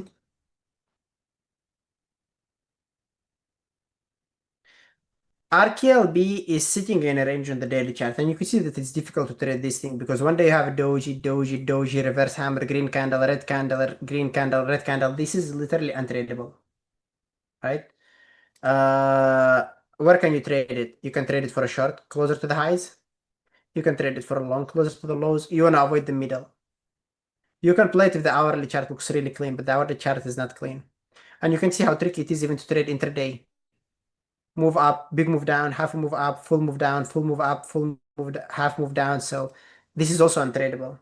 I would stay away from stock like RKLB when you have better opportunities on higher time frames. It's not a bad stock to trade, by the way. It's really good. It is liquid. We have somewhere around 150,000 shares traded every 5 minutes, which is around 15,000 shares per minute. But it's not good for today, in my opinion. If you had to trade options or forex, which one would you choose? Look, if you can trade options, then you can trade stocks, right? And if I had to choose, I would go for stocks. Options, too heavy, too spready on some of the stocks. I'd say that you need to learn trading stocks first, then move to options rather than starting with options and then, for example, moving to stocks or sticking to options. You must learn trading stocks, only then you move on for options. Forex, I don't know. A lot of my mentees started trading Forex, they came back to stocks. Some of them stick to Forex. The trading system that I'm doing is universal. It literally works on futures, it works on crypto, it works on stocks. But they said that the price action on stocks is more clean, more predictable, and less manipulated. It's their words, not my words, because I cannot give you any feedback about Forex because I've never even looked at Forex charts, except for reviewing the trades.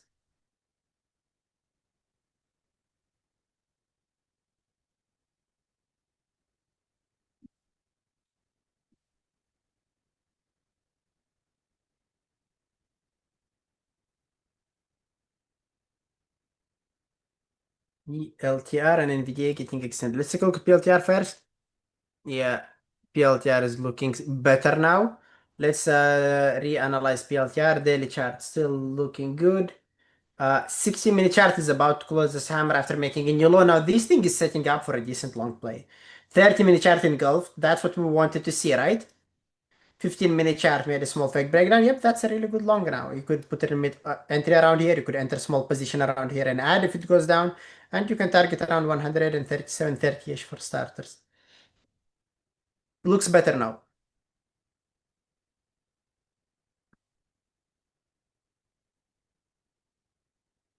How to do that? This is not bookmap. This is Atlas. It shows you liquidity in a visual pattern. So below we have the bids, above we have the asks. In between, this is the current price. So this green line down here, this green line is the bid. This red line is the ask, and in between, obviously, is the spread. And obviously, the darker the color, the bigger share size it is. You can see 2,700 shares, yellow color. Almost nothing, black color, right? The gaps around here is almost nothing. You see 1,000 shares came around here, we got a darker color up here. More shares came here, darker color around here. And the way this thing works is that market usually moves towards liquidity. You see what the beautiful thing and the beautiful difference between level 2 and Atlas is that you can see these orders. You can see that someone put a huge bid around here and then they removed it. You can see they put it here and they removed it around here. And that's a decent piece of information, right? So, like I said, the market moves towards liquidity. And if you have big orders below, that's an indication that the price could go lower. If you have big orders above, that's an indication that the price can go higher. But this is just one piece of the puzzle. You should not trade or take stock to the long side simply because there is a huge ask above you. Same to how you should not take a trade to the short side simply because there is a huge bid below. It needs to be a combination of a setup, a pattern, and obviously supported by Atlas if that's there. Looking at PLTR on Atlas, we can see that it's neutral. It's totally neutral. Nothing on Atlas. So this thing could be traded only pattern-wise. If I have a small account, I think options would be perfect. You're right, guys. If you have a small account, you could stick to options or maybe go to futures. But I usually say this. If you have a small account, go for funded accounts. You can easily blow up your small account. And when you make money, it's going to be a small amount of money. Reinvest that small amount of money that you have in your account and trade a bigger funded account. But before you go there, make sure that you learn, that you practice, that you develop a system that works. Only then good funded accounts, because you don't want to just blow up your money giving it to prop firms, gambling, and learning for a high cost.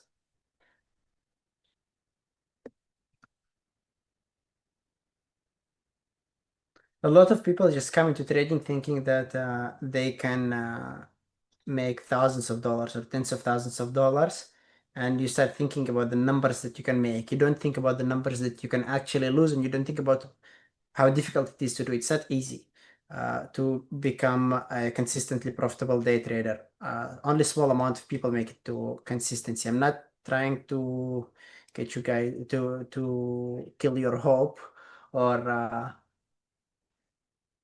destroy your dreams about finding consistency around here. It is possible. Any single one of you can make it, but it's a matter of discipline, journaling, practicing, developing a system that works before you make it to consistency. You're not just going to jump in, watch a few videos, see how a few traders trade, and then after 1 month or 2 months be able to replicate that. It takes a lot of time. So make sure that you focus on learning, practicing before aiming to make money. And yeah, that would be our final tip for today. I'll be calling it today around here, guys. As always, pleasure talking to you all. Trade smart. If you get any questions, feel free to email me, ayman@bearabletraders.com. And I'll talk to you guys tomorrow at 11 a.m. Eastern. See you.